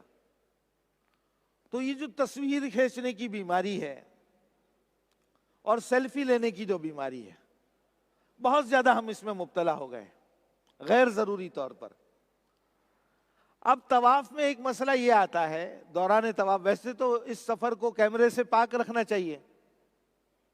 پہلے یہ ہم جب حج کی تربیت کرتے تھے نا تو یہ 2 کیمرے بھی ہم الاؤ نہیں کرتے تھے. اب پرابلم یہ ہو گئی کہ جی اوورسیز حاجیوں کو حج تربیت میں شرکت کرنی ہے, ان کو جو ہے وہ اس میں شامل ہونا ہے, اس لیے ہم لائیو چلا رہے ہیں, تو آپ اس کو الاؤ کریں. تو حج کے سفر کو تصویر سے پاک رکھنا چاہیے, اس لیے کوشش کریں کہ یہ اگر موبائل لے کر جائیں, چونکہ اس میں کیمرہ ہوتا ہے, پیچھے ایک ٹیپ لگا دیں تاکہ یہ کیمرہ بند ہو جائے. اب طواف کے دوران مسئلہ یہ ہوتا ہے کہ سیلفی کے شوقین حضرات طواف کرتے ہوئے سیلفی لینے کی کوشش کرتے ہیں. اب اس میں ان کی کوشش ہوتی ہے کہ ہم بھی اس تصویر میں نظر آئیں اور بیت اللہ بھی تصویر میں نظر آئے, تو بیت اللہ کی طرف پیٹھ ہو جاتی ہے اور طواف ادھورا رہ جاتا ہے. اب اگر عمرے کا طواف ہے تو عمرہ ادھورا رہ گیا اور اس کو نہیں معلوم کہ اس کا طواف ادھورا رہ گیا ہے. اگر حج کا طواف ہے تو وہ طواف ادھورا رہ گیا. تو اس لیے ان کاموں سے اپنے آپ کو بچائیں, اچھا بھی نہیں لگتا. اتنی بڑی بابرکت جگہ ہے بیت اللہ, جس کی اتنی بڑی عظمت ہے کہ سارے انبیاء نے اس کا طواف کیا ہے. اس وقت تو دل کیمرے کی طرف, دنیا کی کسی چیز کی طرف نہیں جانا چاہیے. اس وقت تو دل اللہ ہی کی طرف متوجہ ہونا چاہیے. ہمیں یہ خیال بھی کیسے آ سکتا ہے کہ ہم اپنی تصویر کھینچیں یا کسی کی تصویر کھینچیں. اور ظلم یہ ہوتا ہے کہ اس تصویر کی اتنی زیادہ اہمیت ہوتی ہے جس کے لیے ہم اپنے طواف کو قربان کرتے ہیں, کہ اس تصویر کو دوبارہ دیکھنے کو بھی ہم پسند نہیں کرتے. اور جب موبائل کی میموری فل ہونے کا نوٹیفیکیشن آتا ہے, پاپ اپ ہوتا ہے, تو سب سے پہلے یہی تصویریں ڈیلیٹ بھی ہم کرتے ہیں. تو بہرحال گزارش ہی کر سکتے ہیں ہم, کسی کو پابند تو نہیں کر سکتے کہ ان تصویروں سے, ان کیمروں سے اپنے آپ کو بچائیں. تصویر کا حلال حرام ہونا ایک الگ بحث ہے, اس بحث کو ہم نہیں کرتے ورنہ بہت سارے لوگ ناراض ہو جاتے ہیں. لیکن کم از کم ادب کا تقاضا تو ہے کہ تصویریں نہ کھینچی جائیں, نہ کھنچوائی جائیں. اور آدمی عجیب ہونک لگتا ہے, آپ خود دیکھیں گے انشاءاللہ. آپ کو اللہ کرے کوئی بھی نہ کھینچے, لیکن دیکھیں گے تو آپ کو بھی ہنسی آئے گی کہ یہ کیا تماشا ہو رہا ہے. دوسرے ایک بہت بڑی بیماری کے اندر ہم مبتلا ہو گئے. اللہ تعالی ہم سب کی حفاظت فرمائے, ہم سب کو بچائے. کہ اچھا خاصا پڑھا لکھا سمجھدار آدمی, دیندار آدمی, وہاں تو سارے ہی دیندار ہوتے ہیں, اللہ کا گھر دیکھتے ہی سب دیندار ہو جاتے ہیں نا, سب اللہ کے ولی جتنے ہیں وہاں بیت اللہ میں موجود, وہ سب اللہ کے ولی. تو اچھا خاصا سمجھدار پڑھا لکھا دیندار آدمی جوتے پہن کر طواف کر رہا ہے. حالانکہ جہاں طواف ہوتا ہے وہ جگہ مسجد ہے, اور ہماری مسجدوں سے اس کی اہمیت اور فضیلت کئی گنا زیادہ ہے۔ اب کوئی ہمیں بتائے کہ ہماری مسجد میں کوئی جوتے پہن کر آ سکتا ہے؟ اور اگر کوئی جوتے پہن کر آ جائے تو ہمارا اس کے ساتھ کیا رویہ ہوگا؟ اس کو بہت ہی زیادہ محبت سے ہم مسجد کے باہر لے جائیں گے، ایسے ہی ہوگا نا۔ تو اب وہاں جا کر پتہ نہیں ہمیں کیا ہو جاتا ہے، اور بعض اوقات تو زبان سے ایسے جملے نکل جاتے ہیں جو انتہائی بے ادبی کے ہوتے ہیں۔ دیکھیں، احرام کی حالت میں عورتیں موزے پہن سکتی ہیں، اور آج کل بہت زیادہ آرام دہ موزے، نیچے فوم لگے ہوئے موزے بھی مل جاتے ہیں، بازار میں عام مل جاتے ہیں۔ اسی طرح مردوں کو صرف ایک طواف، عمرے کا طواف احرام کی حالت میں کرنا ہے، جو 20 سے 25 منٹ میں ہو جاتا ہے۔ صرف اتنا برداشت کر لیں، اس کے بعد آپ بھی موزے پہن سکتے ہیں۔ تو اچھی کوالٹی کے موزے ہم خرید لیں اور موزے پہن کر طواف کریں، کوئی بے ادبی نہیں ہوگی، لیکن کم از کم جوتوں کا استعمال تو نہ کریں۔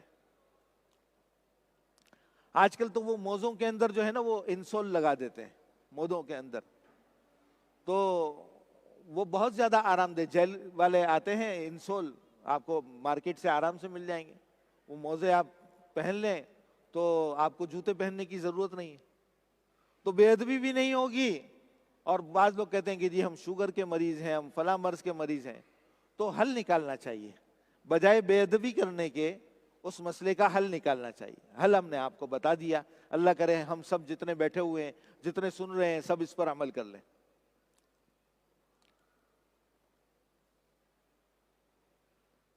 تو طواف پورا ہو گیا، اب ہم نے 2 رکعت پڑھنی ہے۔ عام طور پر ہم کہتے ہیں کہ جی طواف کے نفل، یہ نفل نہیں ہے، یہ واجب ہے۔ ہر طواف کے بعد ان 2 رکعت کا پڑھنا ضروری ہے۔ طواف چاہے عمرے کا ہو، چاہے نفلی طواف ہو، چاہے سنت طواف ہو، اور چاہے فرض طواف ہو، ہر طواف کے بعد 2 رکعت کا پڑھنا واجب ہے، اگر مکروہ وقت نہ ہو۔ مکروہ وقت ہوگا تو ہم وہ نہیں پڑھیں گے، بعد میں پڑھ لیں گے، ٹھیک ہے جی؟ اچھا، اگر مکروہ وقت ہے، ہم یہ 2 رکعت نہیں پڑھ سکے تو ہم عمرے کے باقی سارے کام کر سکتے ہیں، ان 2 رکعت کی وجہ سے ہمیں رکنا نہیں پڑے گا، ٹھیک ہے جی؟ 2 رکعت پڑھنے کے بعد ہم زمزم پئیں گے۔ اس دوران ملتزم پر آنا اور دعا مانگنا بھی مستحب ہے۔ ملتزم کسے کہتے ہیں؟ حجر اسود اور بیت اللہ کے دروازے کے درمیان جو دیوار ہے اس کا نام ملتزم ہے۔ حجر اسود اور بیت اللہ کے دروازے کے درمیان میں جو دیوار ہے اس کا نام ملتزم ہے۔ یہاں پر حکم یہ ہے کہ ملتزم سے ایسے چمٹ جاؤ جیسے بچہ اپنی ماں سے چمٹ جاتا ہے۔ یہ دعاؤں کی قبولیت کی جگہ ہے۔ احرام کی حالت میں ہم ملتزم کو ہاتھ نہیں لگائیں گے۔ احرام کے بعد جب ہمیں اللہ توفیق دے گا، موقع ملے گا تو ہم ملتزم جائیں گے، اس سے چمٹ کر دعا مانگیں گے۔ تو 2 رکعت پڑھنے کے بعد زمزم پی لیا، دعا مانگ لی، اس کے بعد ہم حجر اسود کا 9ویں مرتبہ استلام کریں گے، اور اس کے بعد ہم صفا پہاڑی پر چڑھ جائیں گے۔ جو پہلے جا چکے ہیں ان کو راستے کا آئیڈیا ہوگا، جو نہیں گئے تو وہاں بورڈ لگے ہوئے ہیں جو آپ کو انڈیکیٹ کریں گے کہ اس راستے سے جانا ہے۔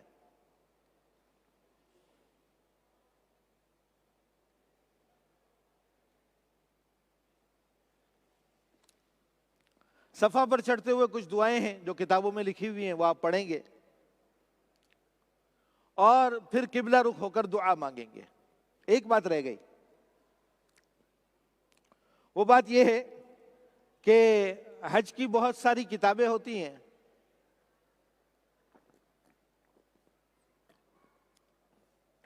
جس میں کچھ کتابوں میں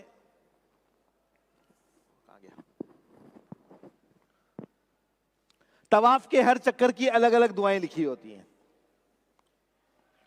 اب حج کرنے والا یا عمرہ کرنے والا یہ سمجھتا ہے، بعض اوقات یہ سمجھتا ہے کہ ان دعاؤں کا پڑھنا ضروری ہے، تو ان دعاؤں کو پڑھنا ضروری نہیں ہے۔ یہ بات یاد رکھیں کہ دعا مانگی جاتی ہے، دعا پڑھی نہیں جاتی۔ دعا مانگی جاتی ہے، دعا پڑھی نہیں جاتی۔ اور عام طور پر آدمی مانگتا وہ ہے جس کا مطلب اسے معلوم ہو۔ اب وہ دعا عربی میں ہے، اچھا ان میں سے اکثر دعائیں سنت سے ثابت بھی نہیں ہیں اس موقع پر، تو وہ عربی میں دعائیں ہوتی ہیں، آدمی ان کو پڑھ رہا ہوتا ہے، اس کو معلوم نہیں ہوتا میں اللہ سے کیا مانگ رہا ہوں۔ تو اللہ تعالیٰ ساری زبانوں کو سمجھتے ہیں۔ دعا مانگنے کے لیے کسی مخصوص زبان کا ہونا ضروری نہیں ہے، آپ کو جس زبان میں دعا مانگنا آسان ہو آپ مانگ سکتے ہیں۔ تو صفا پر پہنچ کر بھی ہم قبلہ رخ ہو کر دعا مانگیں گے۔ اب ہم مروہ کی طرف چلنا شروع کریں گے۔ راستے میں جب پہلی گرین لائٹ آئے گی تو مرد دوڑ لگائیں گے، عورتیں نہیں دوڑیں گی، اور جب دوسری گرین لائٹ آئے گی تو مرد بھی دوڑنا موقوف کر دیں گے اور نارمل رفتار میں چلنا شروع کر دیں گے یہاں تک کہ مروہ پہنچ جائیں۔ مروہ پہنچ کر بھی ہم ان دعاؤں کے مانگنے کا اہتمام کریں گے جو ہم نے صفا پر مانگی تھی۔ اس کے بعد ہم مروہ سے صفا کی طرف آئیں گے، راستے میں گرین لائٹس آئیں گی تو مرد دوڑیں گے، عورتیں نہیں دوڑیں گی، اور ہم صفا پر پہنچ جائیں گے۔ یہ 2 چکر ہو گئے۔ اس طرح صفا سے مروہ، مروہ سے صفا، 7 چکر پورے ہوں گے تو یہ سعی مکمل ہو گئی۔ اب ہم اپنے بال کاٹ کر احرام سے فارغ ہو جائیں گے، یہ عمرہ مکمل ہو گیا۔ مرد کے لیے سر منڈوانا افضل ہے، اور اگر مرد کے بال انگلی کے 1 پورے سے بڑے ہیں تو ان کو 1/4 کٹوایا جا سکتا ہے، اس سے کم کٹوانے کی صورت میں احرام نہیں کھلے گا۔ اور عورت اپنے سر کے بالوں کو ایک جگہ جمع کرے اور انگلی کے پورے کے برابر بال کاٹ لے تو اس سے عورت کا احرام کھل جائے گا۔ اب ہمارا احرام ختم ہو گیا ہے، عمرہ مکمل ہو گیا۔ اب ہم نارمل حالت کے اندر رہیں گے۔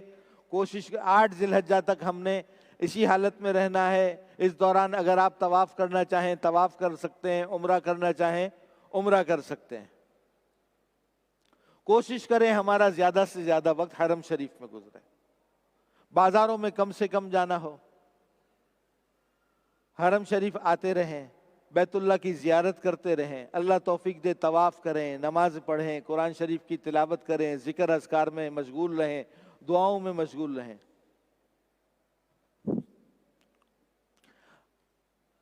جب 8 ذی الحجہ آئے گی، شکیل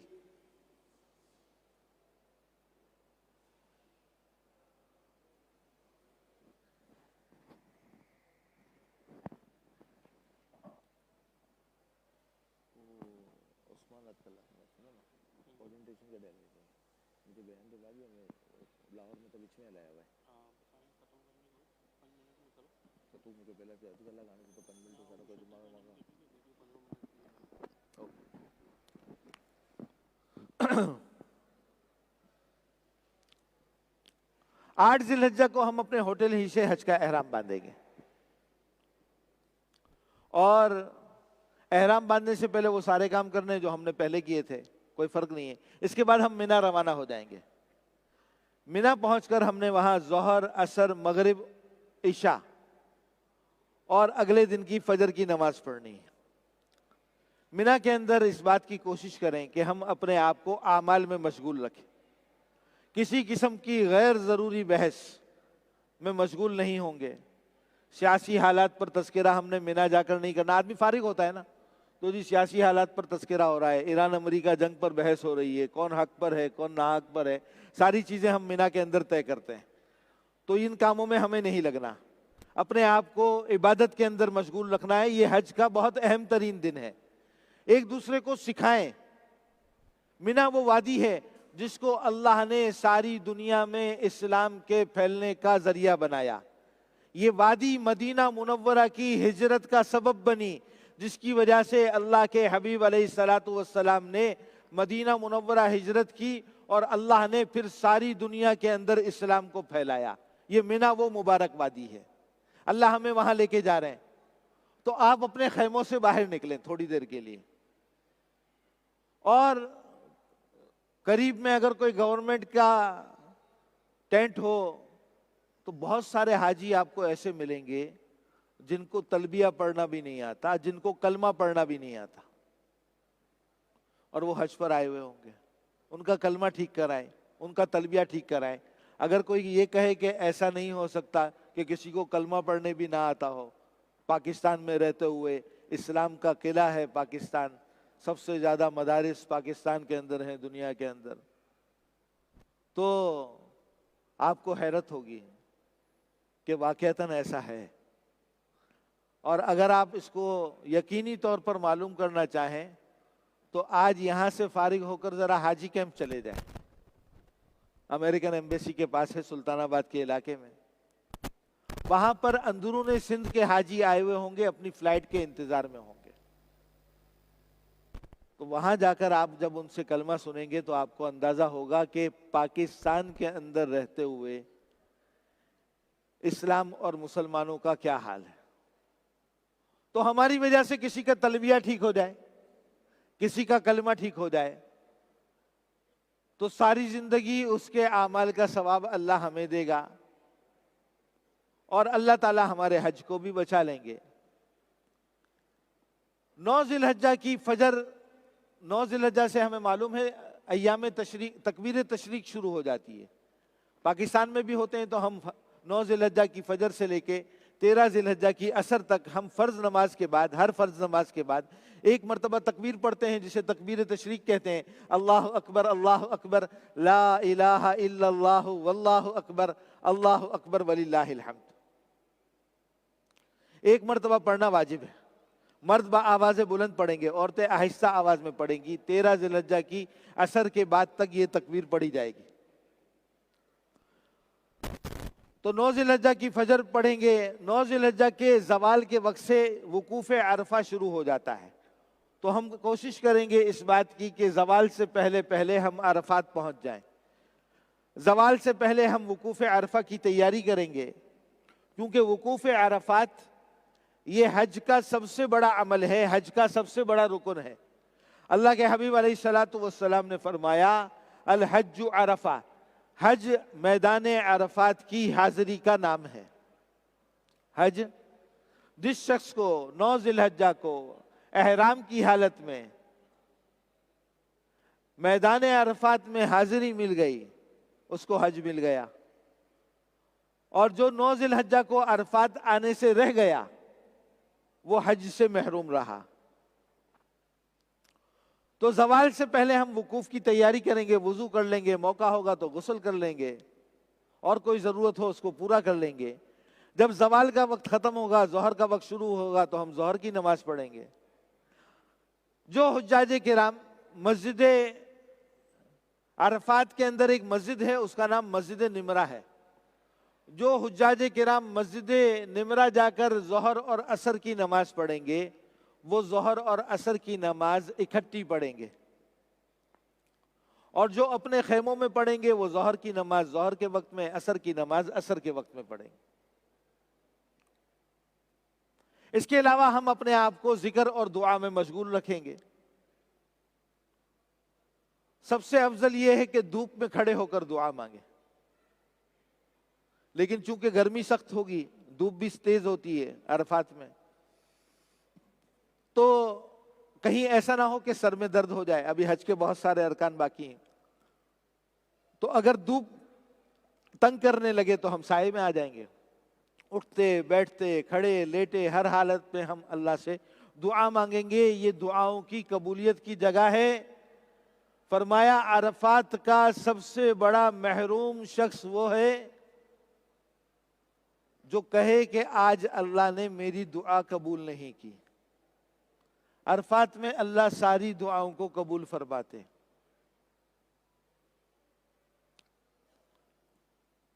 اس کے علاوہ عرفات کے کچھ اعمال ہیں، 100 مرتبہ تیسرے کلمے کا پڑھنا، 100 مرتبہ چوتھے کلمے کا پڑھنا، 100 مرتبہ سورہ اخلاص قل هو اللہ احد والی پوری سورت کا پڑھنا، اور 100 مرتبہ درود شریف کا پڑھنا۔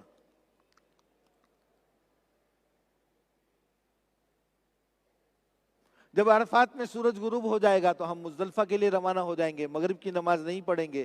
جب مزدلفہ پہنچ جائیں گے، عشاء کا وقت داخل ہو جائے گا تو پہلے مغرب کی نماز پڑھیں گے، پھر عشاء کی نماز پڑھیں گے۔ اس کے بعد شیطان کو مارنے کے لیے کنکریاں جمع کریں گے۔ شیطان کو 3 دن کنکریاں مارنا واجب ہے، چوتھے دن کنکریاں مارنا مستحب ہے۔ جو حجاج کرام شیطان کو 3 دن کنکریاں ماریں گے وہ کم از کم 49 کنکریاں جمع کریں گے، اور جو حجاج کرام چوتھے دن بھی کنکریاں ماریں گے وہ کم از کم 70 کنکریاں جمع کریں گے۔ کنکریاں جمع کرنے کے بعد ان کو دھو لینا افضل ہے۔ اس کے بعد ہم آرام کریں گے۔ 10 ذی الحجہ کو جب فجر کا وقت داخل ہوگا، ہم اول وقت میں مزدلفہ میں فجر کی نماز پڑھیں گے اور تھوڑی دیر کھڑے ہو کر دعا مانگیں گے۔ یہ حج کا واجب ہے، وقوف مزدلفہ۔ اس کے بعد ہم سورج طلوع ہونے کے بعد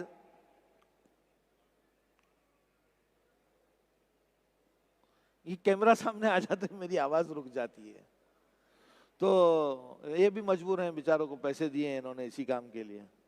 اللہ ہدایت دے ہم سب کو۔ تو جہاں سے مزدلفہ میں فجر کی نماز پڑھ کے ہم دعا مانگیں گے، اور سورج کے طلوع ہونے سے پہلے پہلے ہم منی روانہ ہو جائیں گے۔ 10 ذی الحجہ ہے، سب سے پہلے ہم بڑے شیطان کو 7 کنکریاں ماریں گے۔ ہر کنکری کو الگ پھینکیں گے، ہر کنکری کے ساتھ تکبیر پڑھیں گے۔ 7 مرتبہ کنکریاں مارنے کے بعد یہ رمی ہو گئی۔ اس کے بعد ہم قربانی کریں گے۔ اس مرتبہ قربانی کا نظام تھوڑا سا مختلف ہے، ابھی عثمان آپ کو آ کر تفصیل بتائیں گے۔ سعودی حکومت نے پرائیویٹ قربانی پر پابندی لگا دی ہے۔ جو قربانیاں ہوں گی وہ نسک ایپ کے تھرو سعودی گورنمنٹ خود کرے گی، تو وہ عام طور پر حاجیوں کو ایک ٹائم سلاٹ دیتے ہیں کہ اس ٹائم پر آپ کی قربانی ہو جائے گی۔ جب وہ قربانی کا وقت گزر جائے تو اس کے بعد ہم بال کٹوا کر احرام سے فارغ ہو جائیں گے، بال کٹ جائیں گے، احرام کی پابندیاں ختم ہو جائیں گی۔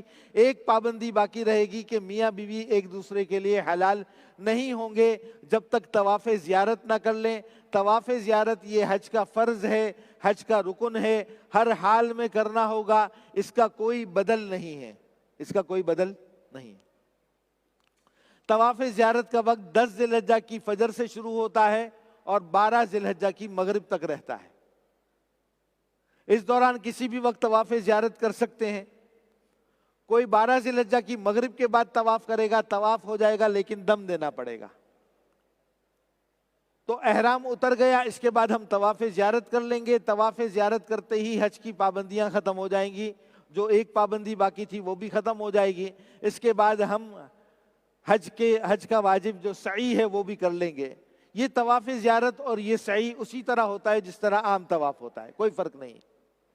اس کے بعد ہم منی واپس آ جائیں گے، رات منی میں گزارنا سنت ہے۔ پھر 11 ذی الحجہ کو جب زوال کا وقت ختم ہوگا، ظہر کا وقت شروع ہوگا، تو ہم تینوں شیطانوں کو 7 کنکریاں ماریں گے۔ پہلے چھوٹے شیطان کو 7 کنکریاں ماریں گے، ہر کنکری الگ پھینکیں گے، ہر کنکری کے ساتھ تکبیر پڑھیں گے، اور اس کے بعد راستے سے ہٹ کر قبلہ رخ ہو کر دعا مانگیں گے۔ پھر درمیانے شیطان کو 7 کنکریاں ماریں گے، اس کے بعد قبلہ رخ ہو کر دعا مانگیں گے۔ پھر بڑے شیطان کو 7 کنکریاں ماریں گے اور اس کے بعد دعا نہیں مانگیں گے۔ چھوٹے اور درمیانے شیطان کو کنکریاں مارنے کے بعد دعا مانگنا سنت ہے، بڑے شیطان کو کنکریاں مارنے کے بعد دعا نہ مانگنا سنت ہے۔ پھر واپس ہم اپنے منی کے خیموں میں آ جائیں گے، اور 12 ذی الحجہ کو اسی طرح جب زوال کا وقت ختم ہوگا، ظہر کا وقت شروع ہوگا، تو ہم تینوں شیطانوں کو کنکریاں ماریں گے۔ 12 ذی الحجہ کو جب ہم نے تینوں شیطانوں کو کنکریاں مار لی تو ہمارا حج مکمل ہو گیا۔ اب اگر ہم واپس اپنے ہوٹل میں جانا چاہیں جا سکتے ہیں۔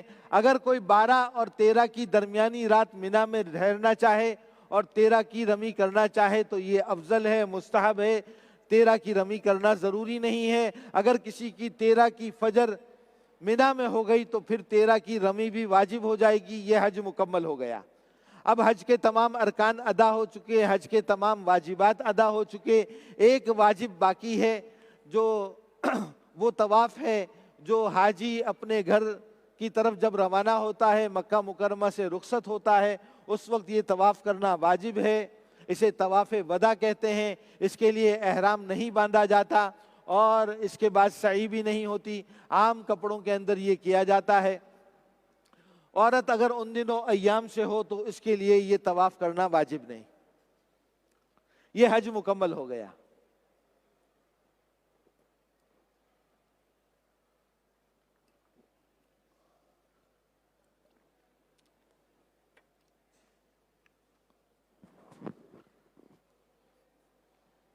حج کے سفر سے ایک دوسرا سفر جڑا ہوا ہے، وہ مدینہ منورہ کا سفر ہے۔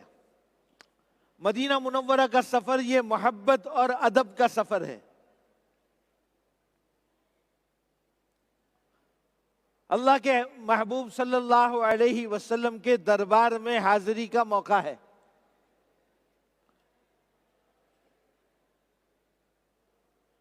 مدینہ منورہ اللہ کو اپنے محبوب علیہ الصلوۃ والسلام کا ادب بہت زیادہ پسند ہے۔ اپنے گھر پر بلایا تو کہا چلاتے ہوئے، آؤ لبیک اللہم لبیک، اللہ میں حاضر ہوں۔ اور جب اپنے نبی کے دربار میں بلایا تو کہا کہ دیکھو آواز بلند نہیں ہوگی، آواز اونچی نہ ہو پائے، اگر آواز اونچی کی ان تحبط اعمالکم وانتم لا تشعرون، کہ ایسا نہ ہو جتنی کمائی کی ہے، جتنی نیکیاں کی ہیں سب ضائع ہو جائیں، تمہیں پتہ بھی نہ چلے۔ ان الذين يغضون اصواتهم عند رسول الله اولئك الذين امتحن الله قلوبهم للتقوى، وہ لوگ جو میرے نبی کے سامنے اپنی آوازوں کو نیچا رکھتے ہیں، اللہ نے ان کے دلوں کو تقوی کے لیے پسند کر لیا۔ تو مدینہ منورہ کا سفر ادب کا سفر ہے، محبت کا سفر ہے۔ تو پورا راستہ درود شریف کا اہتمام کریں، یہیں سے اپنے ساتھ ایک نیا جوڑا لے کر جائیں جو شریعت اور سنت کے مطابق ہو، جو ہم مدینہ منورہ میں کم از کم پہلی حاضری پر پہنیں۔ عورتیں بھی اپنے ساتھ سنت اور شریعت کے مطابق لباس لے کر جائیں۔ جب مدینہ منورہ کے راستے میں درود شریف کا اہتمام کریں، اور جب مدینہ منورہ پہنچے تو ہوٹل میں اپنے سامان کو ترتیب سے رکھیں، کوئی ضرورت ہو تو پوری کر لیں، فریش ہو جائیں، نہا لیں، اچھی خوشبو استعمال کریں، نیا لباس پہنیں، نیا لباس نہ ہو تو صاف ستھرا شریعت اور سنت کے مطابق لباس پہنیں۔ اب ہم مسجد نبوی کی طرف جائیں گے، راستے میں جاتے ہوئے کچھ صدقہ کریں۔ اللہ کو اپنے نبی کے پاس حاضر ہونے سے پہلے صدقہ کرنا پسند ہے، جس کو جتنی طاقت ہو۔ اب ہم مسجد نبوی پہنچیں گے، سنت کے مطابق داخل ہوں گے، دعا پڑھتے ہوئے داخل ہوں گے، مکروہ وقت نہیں ہوگا تو تحیۃ المسجد پڑھیں گے، فرض نماز کا وقت ہوگا تو صفوں میں بیٹھ جائیں گے، کسی کی گردن نہیں پھلانگنی، کسی کو دھکا نہیں دینا، کسی سے الجھنا نہیں ہے، کسی کو گالی نہیں دینی، کسی سے لڑنا نہیں ہے، کوئی ہمیں دھکا دے دے ہمیں برداشت کرنا ہے۔ جب روزہ مبارک کی حاضری کا وقت ہو، پھر دوبارہ کہہ رہا ہوں، موبائل فون بند کر دیں، سوئچ آف کر دیں، یا کم از کم ایروپلین موڈ میں ڈال دیں۔ اب چونکہ اچھا خاصا چکر لگا کر ہمیں روزہ مبارک تک جانے دیا جاتا ہے، تو نظریں جھکی ہوئی ہوں، درود شریف پڑھ رہے ہوں، دل کے اندر حضور صلی اللہ علیہ وسلم کی محبت تڑپ رہی ہو، درود شریف پڑھتے پڑھتے چلیں گے، اپنی نظروں کو نیچا رکھتے ہوئے، کسی کو دھکا نہیں دیں گے، کسی سے الجھیں گے نہیں۔ جب اندازہ ہو جائے کہ ہم جالی مبارک کے پاس آ گئے تو اس جھروکے کے سامنے، جس کے سامنے آپ علیہ الصلوۃ والسلام کی قبر مبارک ہے، آپ علیہ السلام کی خدمت میں محبت اور ادب کے ساتھ سلام پیش کریں گے، السلام علیکہ ایھا النبی ورحمۃ اللہ وبرکاتہ۔ اس کے علاوہ آپ علیہ الصلوۃ والسلام کی خدمت میں صلاۃ السلام پیش کرتے رہیں گے، وہاں کھڑے ہو کر اپنا بھی سلام پیش کریں، ہمارا بھی یاد رہے تو سلام پیش کریں، جن لوگوں نے آپ سے کہا ہے ان کا سلام پیش کریں۔ پھر برابر میں حضرت ابو بکر آرام کر رہے ہیں، ان کی خدمت میں سلام پیش کریں۔ ان کے برابر میں حضرت عمر آرام کر رہے ہیں، ان کی خدمت میں سلام پیش کریں۔ دوران سلام وہاں موجود پولیس والے یا جو خدام وہاں کھڑے ہوتے ہیں وہ آپ کو وہاں سے ہٹائیں تو آپ ہٹ جائیے۔ اگر آپ کو دھکا دیں تو برا نہ مانیں. یہ آپ علیہ السلام کے روزہ مبارک کے خادم ہیں. ہم وہاں سے چلے جائیں گے, دوبارہ موقع ہوگا, دوبارہ آ جائیں گے, پھر آ جائیں گے, کوئی آپ کو منع نہیں کرے گا دوبارہ آنے سے. اور اگر وہاں کھڑے ہو کر صلاۃ السلام کہنے کا بہت زیادہ موقع نہ ملے اور دل میں یہ بات ہو کہ میں اور زیادہ صلاۃ السلام پیش کروں, تو مسجد نبوی کا ایک کونا پکڑ لیں, وہاں بیٹھ کر آپ علیہ السلام کی خدمت میں سلام پیش کرتے رہیں. مدینہ منورہ کا سب سے افضل عمل فرض نماز کے بعد صلاۃ السلام کا پڑھنا ہے.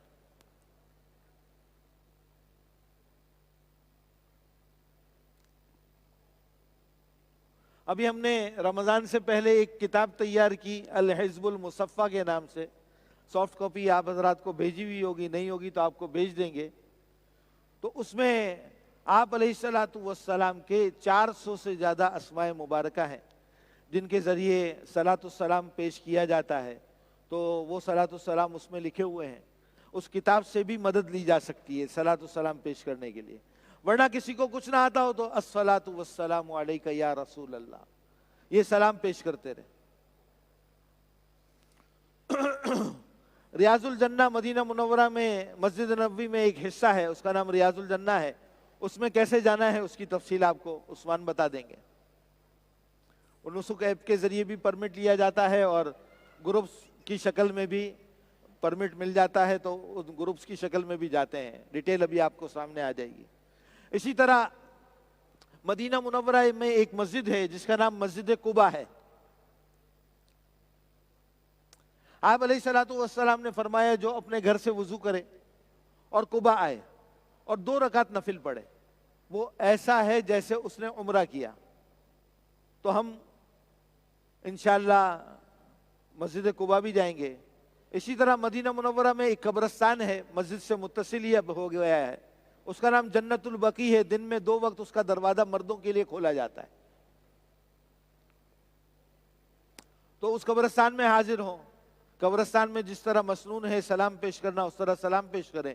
وہاں حضرت عثمان غنی رضی اللہ تعالیٰ عنہ کی قبر بھی معروف ہے, وہاں جا کر ان کی خدمت میں سلام پیش کریں. اسی طرح مدینہ منورہ میں ایک پہاڑ ہے جس کا نام احد ہے. آپ علیہ الصلوۃ والسلام نے فرمایا جبل یحبنا ونحبہ, یہ پہاڑ ہم سے محبت کرتا ہے, ہم اس پہاڑ سے محبت کرتے ہیں. اس کے دامن میں حضرت حمزہ رضی اللہ تعالیٰ عنہ آرام کر رہے ہیں, ان کی خدمت میں سلام پیش کریں. مدینہ منورہ کے قیام کے دوران کوشش کریں ہمارا زیادہ سے زیادہ وقت حرم شریف میں گزرے, صلاۃ السلام پڑھتے ہوئے گزرے. بازاروں میں کم سے کم وقت گزرے. اگر بازار جانا ہو, کوئی چیز خریدنی ہو, اس میں بھی نیت یہ ہو کہ ہم یہ یہاں سے اس لیے خرید رہے ہیں تاکہ آپ علیہ السلام کے پڑوسیوں کا اکرام ہو جائے, ان کو نفع ہو. اور جب مدینہ منورہ سے رخصت ہونے کا وقت ہو, آپ علیہ السلام کی خدمت میں حاضری ہو, اللہ توفیق دے ممکن ہو تو آنکھ سے آنسو بہہ رہے ہوں, رونا نہ آئے تو رونے کی شکل بنائی جائے, دل کے اندر بتکلف غم کو پیدا کیا جائے مدینہ منورہ کی جدائی اور رخصتی کا, اور بہتی آنکھوں اور تڑپتے دل کے ساتھ آپ علیہ الصلوۃ والسلام کی خدمت میں الوداعی سلام پیش کریں اور یہ دعا مانگتے ہوئے رخصت ہوں کہ اللہ تعالیٰ اس حاضری کو قبول فرمائے اور بار بار کی حاضری مقدر فرمائے. وآخر دعوانا ان الحمد للہ رب العالمین. کوئی بات پوچھنی ہو تو پوچھ لیں. خواتین کو کوئی بات پوچھنی ہو, یہ پرچیاں آنی شروع ہو گئی ہیں تو میں ان کا جواب دینا شروع کر دیتا ہوں. احرام کی حالت میں اگر ہم سوئیں گے تو تکیے کے اوپر جب کروٹ لیں گے تو تکیے کے اوپر ہمارا گال ٹچ ہوگا, اس میں کوئی حرج نہیں ہے. اوندھے منہ نہیں سونا چاہیے. اسی طرح تکیہ اٹھا کر منہ پر نہیں رکھنا چاہیے. ٹھیک ہے جی. سوتے ہوئے چہرہ نہیں ڈھک سکتے, پاؤں ڈھک سکتے ہیں. عورتیں بھی اور مرد بھی احرام کے دنوں میں اگر چادریں تبدیل کرنا چاہیں, کپڑے تبدیل کرنا چاہیں, عبایا تبدیل کرنا چاہیں, کر سکتے ہیں, کوئی حرج نہیں ہے. لیکن جو کپڑے اور جو چادریں آپ پرانے کپڑے, میلے کپڑے اتار کر پہنیں گے تو یہ جو نئے کپڑے ہیں ان میں خوشبو لگی ہوئی ہونی نہیں چاہیے.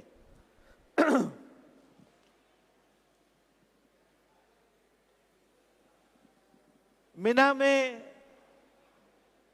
نمازیں پڑھنا سنت ہے، ٹھیک ہے جی، مینا میں نمازیں پڑھنا سنت ہے، یعنی ظہر، عصر، مغرب، عشاء اور فجر۔ تو عام طور پر کوشش تو اسی بات کی ہوتی ہے کہ پانچوں نمازیں مینا میں ہوں، اور یہ پانچوں نمازیں مینا میں پڑھنا سنت ہے۔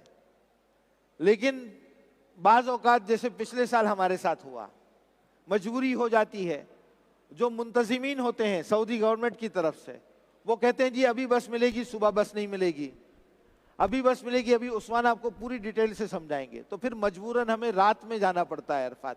تو اگر مجبوری ہو تو جا سکتے ہیں۔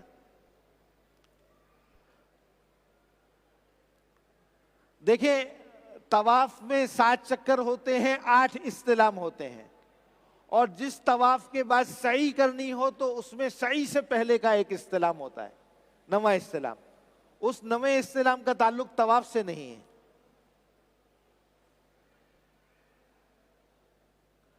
عرفات والے دن جیسے میں نے بتایا، مسجد نمرہ جا کر جائیں، نماز پڑھیں گے تو ظہر اور عصر کی نماز اکٹھی پڑھیں گے، اپنے خیموں میں پڑھیں گے تو ظہر اور عصر کی نماز اپنے اپنے وقت میں پڑھیں گے۔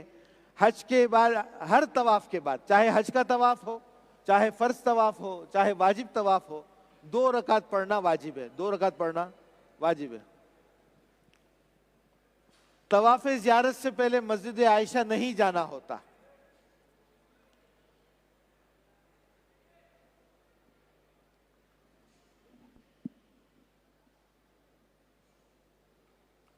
دیکھیں،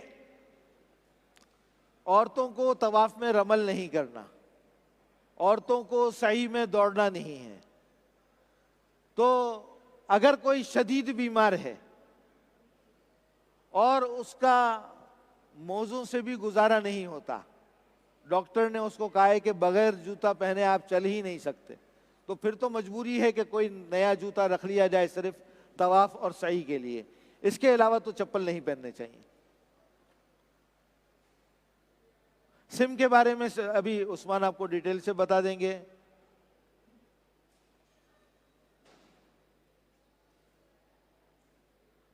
مدینہ منورہ میں پہنچ کر یہ سارے انتظامی کاموں سے سوالات ہیں۔ منہ میں لونگ نہیں رکھ سکتے، لونگ کے اندر خوشبو ہوتی ہے، منہ میں لونگ نہیں رکھتے۔ مردوں میں کسی کو پوچھنا ہو مائک دے دیں۔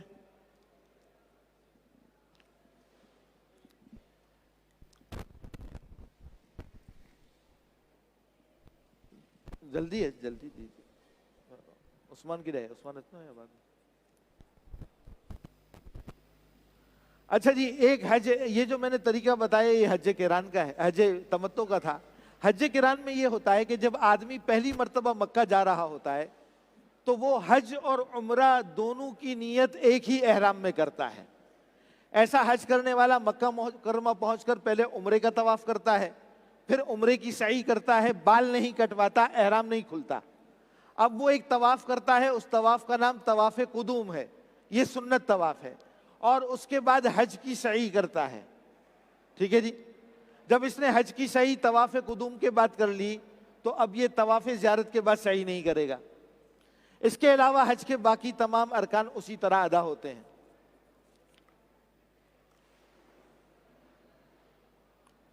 طواف زیارت عام طور پر احرام اترنے کے بعد ہوتا ہے، تو اس میں موزے پہنے جا سکتے ہیں، مرد بھی پہن سکتے ہیں، عورتیں بھی۔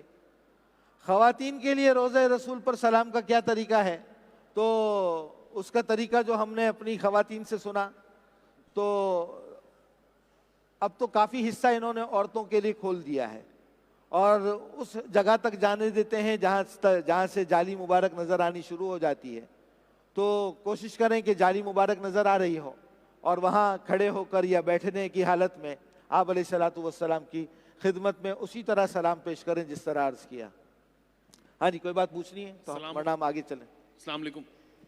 وعلیکم السلام۔ اچھا، مجھے سوال یہ پوچھنا ہے کہ جب آپ نے پہلی دفعہ مکہ میں گئے اور عمرہ یار کر ان کی لیا، آواز کلیئر نہیں ہے، مائک والے بھائی ذرا مائک سیٹ کر دو۔ اچھا، پہلی دفعہ جب عمرہ کر لیا ہے اور آپ نے عمرے کے بعد احرام اتار لیا ہے، تو اب حج تک جتنے بھی عرصے میں آپ حرم شریف جائیں گے اور آپ عام کپڑوں میں احرام میں نہیں ہیں، تو مرد تو جو ہے وہ مطاف میں نہیں جا سکتے، وہ گیلری میں ہی ہوں گے۔ تو اس کا کیا طریقہ ہوگا؟ اگر کیا ہر دفعہ احرام باندھنا ہوگا دوبارہ اگر مطاف میں جانا ہے؟ بیکاز اگر پہلی دفعہ آپ عمرے میں گئے ہیں، رش کی وجہ سے یا کسی بھی وجہ سے آپ خانہ کعبہ تک پہنچ نہیں سکے، یا اس کو آپ بوسہ نہیں دے سکے یا چھو نہیں سکے، تو عام جو نفلی طواف ہیں اس کے لیے ہر دفعہ احرام باندھنا ہوگا، یا عام کپڑوں میں چلے جائیں تو وہ جانے دیں گے؟ کیا اس کا طریقہ کار کیا ہوگا؟ اچھا، میں ابھی یہ مائک پر سن رہا ہوں تو مجھے یہ ایکو بہت زیادہ ہے بھائی، ایکو بند کر دو نا، یہاں کوئی ویسے ہی گونج رہی ہے آواز. اچھا میں جو آپ کے سوال کو سمجھا ہوں وہ آپ یہ کہہ رہے ہیں کہ آج کل سعودی حکومت نے عمرہ کرنے والوں کی سہولت کے لیے ایک پابندی لگائی ہے کہ صرف عمرہ کرنے والے بیت اللہ شریف کا جو گراؤنڈ فلور ہے وہاں جا سکتے ہیں، اس کے علاوہ احرام کے بغیر وہاں اور کوئی الاؤ نہیں ہے. جو نارمل ڈریس کے اندر ہوتے ہیں ان کو یا تو فرسٹ فلور بھیج دیا جاتا ہے یا چھت پر بھیج دیا جاتا ہے. یہی سوال کر رہے تھے. تو ظاہری بات ہے ایک پابندی حکومت نے لگائی ہے، حاجیوں کی سہولت کے لیے لگائی ہے، تو ہم اس پر عمل کریں گے.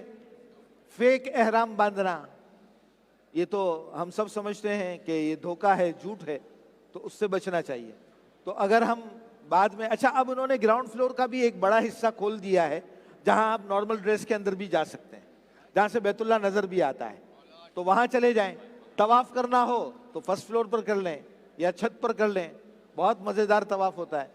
اور جو 10 ذی الحجہ سے یہ پابندی ختم ہو جائے گی، 10 ذی الحجہ سے لے کر تقریباً 13 ذی الحجہ تک یہ پابندی نہیں ہوتی. نارمل ڈریس کے اندر ہم نیچے مطاف میں جاتے ہیں اور طواف زیارت بھی کرتے ہیں اور طواف وداع بھی کرتے ہیں. اس وقت جو یہ ساری حسرتیں ہیں کہ بیت اللہ کو ہاتھ لگانا ہے، ملتزم سے لپٹنا ہے، حجر اسود کا براہ راست بوسہ لینا ہے، یہ ساری باتیں اس وقت پوری ہو سکتی ہیں اور آسانی سے ہو جاتی ہیں، کوئی مشکل نہیں. جی پوچھیے. جی اور کوئی پوچھیے. حضرت ہم جب سفر پہ جاتے ہیں تو نارمل حالاتوں میں ہم سنت جو ہے وہ ادا نہیں کرتے ہیں فرض نماز کے بعد، یا فرض پڑھتے ہیں تو امام صاحب کے پیچھے، اور اگر ہم لوگ خود پڑھ رہے ہیں تو قصر پڑھ لیتے ہیں 2 رکعت ظہر میں یا کسی چیز میں. تو اگر ہم اس میں تو ہم جہاں عبادت کرنے رہے ہیں تو اس میں بھی سنت ادا نہیں کریں گے، سنت ادا کریں گے؟ کچھ سمجھ میں، آپ لوگوں کو بھی سمجھ میں آنے میں مشکل ہو رہی ہے. سمجھ میں نہیں آ رہا کیا پوچھ رہے ہیں آپ. مائک کے بغیر قریب اگر پوچھ لیں میں سوال مائک پر ریپیٹ کر دوں گا. میری آواز تو کلیئر ہے نا آپ لوگوں کے لیے؟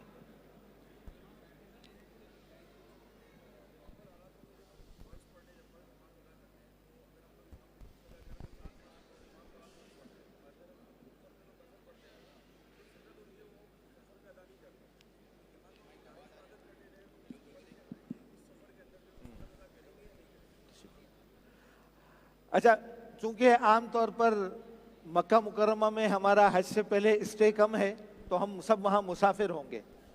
مسافر کے بارے میں ہم سب کو معلوم ہے کہ قصر نماز پڑھتا ہے جب اکیلا پڑھ رہا ہو یا خود امام بنے. مقامی امام کے پیچھے پڑھتا ہے تو پوری نماز پڑھنی ہوتی ہے. قصر نماز میں ہوتا یہ ہے کہ دن میں 3 نمازیں ایسی ہیں جن میں 4 فرض ہیں، ظہر، عصر اور عشاء. تو یہ 4 فرض کی بجائے ہم 2 فرض پڑھیں گے اگر ہم اکیلے نماز پڑھیں گے یا ہم خود امام بن کر نماز پڑھائیں گے.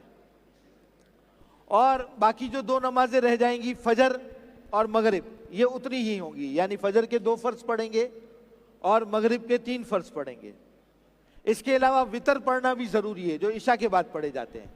باقی جو سنتیں ہیں اس میں سے فجر کی سنتیں پڑھنا تو ضروری ہیں. اس کے علاوہ جو سنتیں ہیں وہ پڑھنے نہ پڑھنے کا اختیار ہے. پڑھیں گے تو ثواب ملے گا، نہیں پڑھیں گے تو گناہ نہیں ہوگا. لیکن جیسے یہ فرما رہے تھے بھائی میرے کہ چونکہ ہم وہاں جاہی عبادت کے لیے رہے ہیں تو بہتر ہے کہ سنتیں وہاں پڑھنے کا اہتمام کریں. جی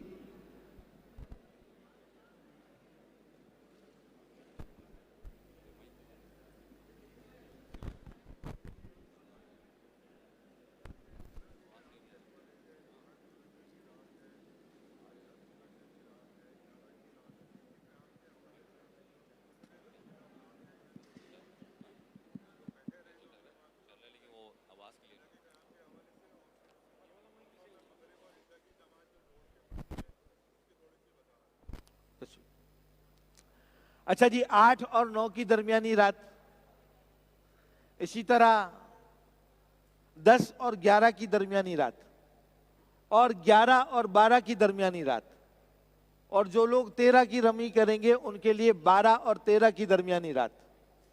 मिना में गुजारना सुन्नत है। आ जाओ। मिना में गुजारना सुन्नत है, तो ये बहुत बड़ा अमल है। देखें, आप अलैहिस्सलातु वस्सलाम ने अपनी जिंदगी में एक हज किया है और उसमें आप अलैहिस्सलातु वस्सलाम ने बहुत एहतिमाम के साथ ये रातें मिना में गुजारी हैं। और बाज उलमा के नजदीक मिना में रात गुजारना वाजिब है, अगर नहीं गुजारेंगे तो दम देना पड़ेगा। अगरचे हमारे यहाँ इसके अंदर सहूलत है तो रात मिना में गुजारे। अब ये कि रात में कितने घंटे मिना में गुजारें, तो रात गुजारना सुन्नत है, बाकी कोई घंटों की तखसीस तो आज तक किसी ने नहीं बताई हमें। ठीक है जी। इसी तरह मुजदलफा में जब हम पहुंचेंगे तो वहां जब इशा का वक्त दाखिल हो जाएगा, लास्ट ईयर हम मुजदलफा पहुंच गए तो इशा का वक्त शुरू भी नहीं हुआ था, तो हमने इंतजार किया। जब इशा का वक्त दाखिल हो गया तो उसके बाद हमने मगरिब की नमाज पढ़नी है और इशा की नमाज पढ़नी है, एक अजान और एक इकामत के साथ। अजान देंगे, इकामत देंगे, मगरिब की नमाज पढ़ेंगे, सलाम फेर कर फौरन इशा की नमाज पढ़ेंगे। तो लास्ट ईयर तो ये हुआ। ठीक है जी। इसके बाद हम आराम करेंगे, फिर फजर की नमाज पढ़ेंगे। इससे पिछले साल ये हुआ था कि हम जब मुजदलफा पहुंचे तो बड़ी मुश्किल से हमने बस को रोका और मगरिब और इशा की नमाज पढ़ी और 15 मिनट के बाद हमने फजर की नमाज पढ़ी। तो सारी रात हमने बस में गुजारी। तो अल्लाह ताला हम सब की हिफाजत फरमाए, आफियत का मामला फरमाए। उम्मीद है ऐसा नहीं होगा, और अगर ऐसा हो जाए तो हमारे एक बुजुर्ग हैं वो फरमाते हैं कि जब अरफात से बस मुजदलफा के लिए रवाना होती है तो बाज़ औक़ात ऐसा मौका आता है कि न बस चलती है न बस चलता है, न बस चलती है न बस चलता है। अब ट्रैफिक की वजह से बस नहीं चल रही और आदमी बेबस है, पुलिस वाला नीचे नहीं उतरने देता। इंशाअल्लाह अल्लाह ताला बहुत आफियत के साथ हमारा हज करवाएंगे। कोई और बात पूछनी हो तो ठीक है, वरना हम प्रोग्राम आगे बढ़ाएं। मैं यही हूँ प्रोग्राम में, तो इंशाअल्लाह किसी को कोई बात पूछनी हो बराह रास्त भी पूछ सकता है। वाखिरु दावाना अनिल हम्दुलिल्लाहि रब्बिल आलमीन।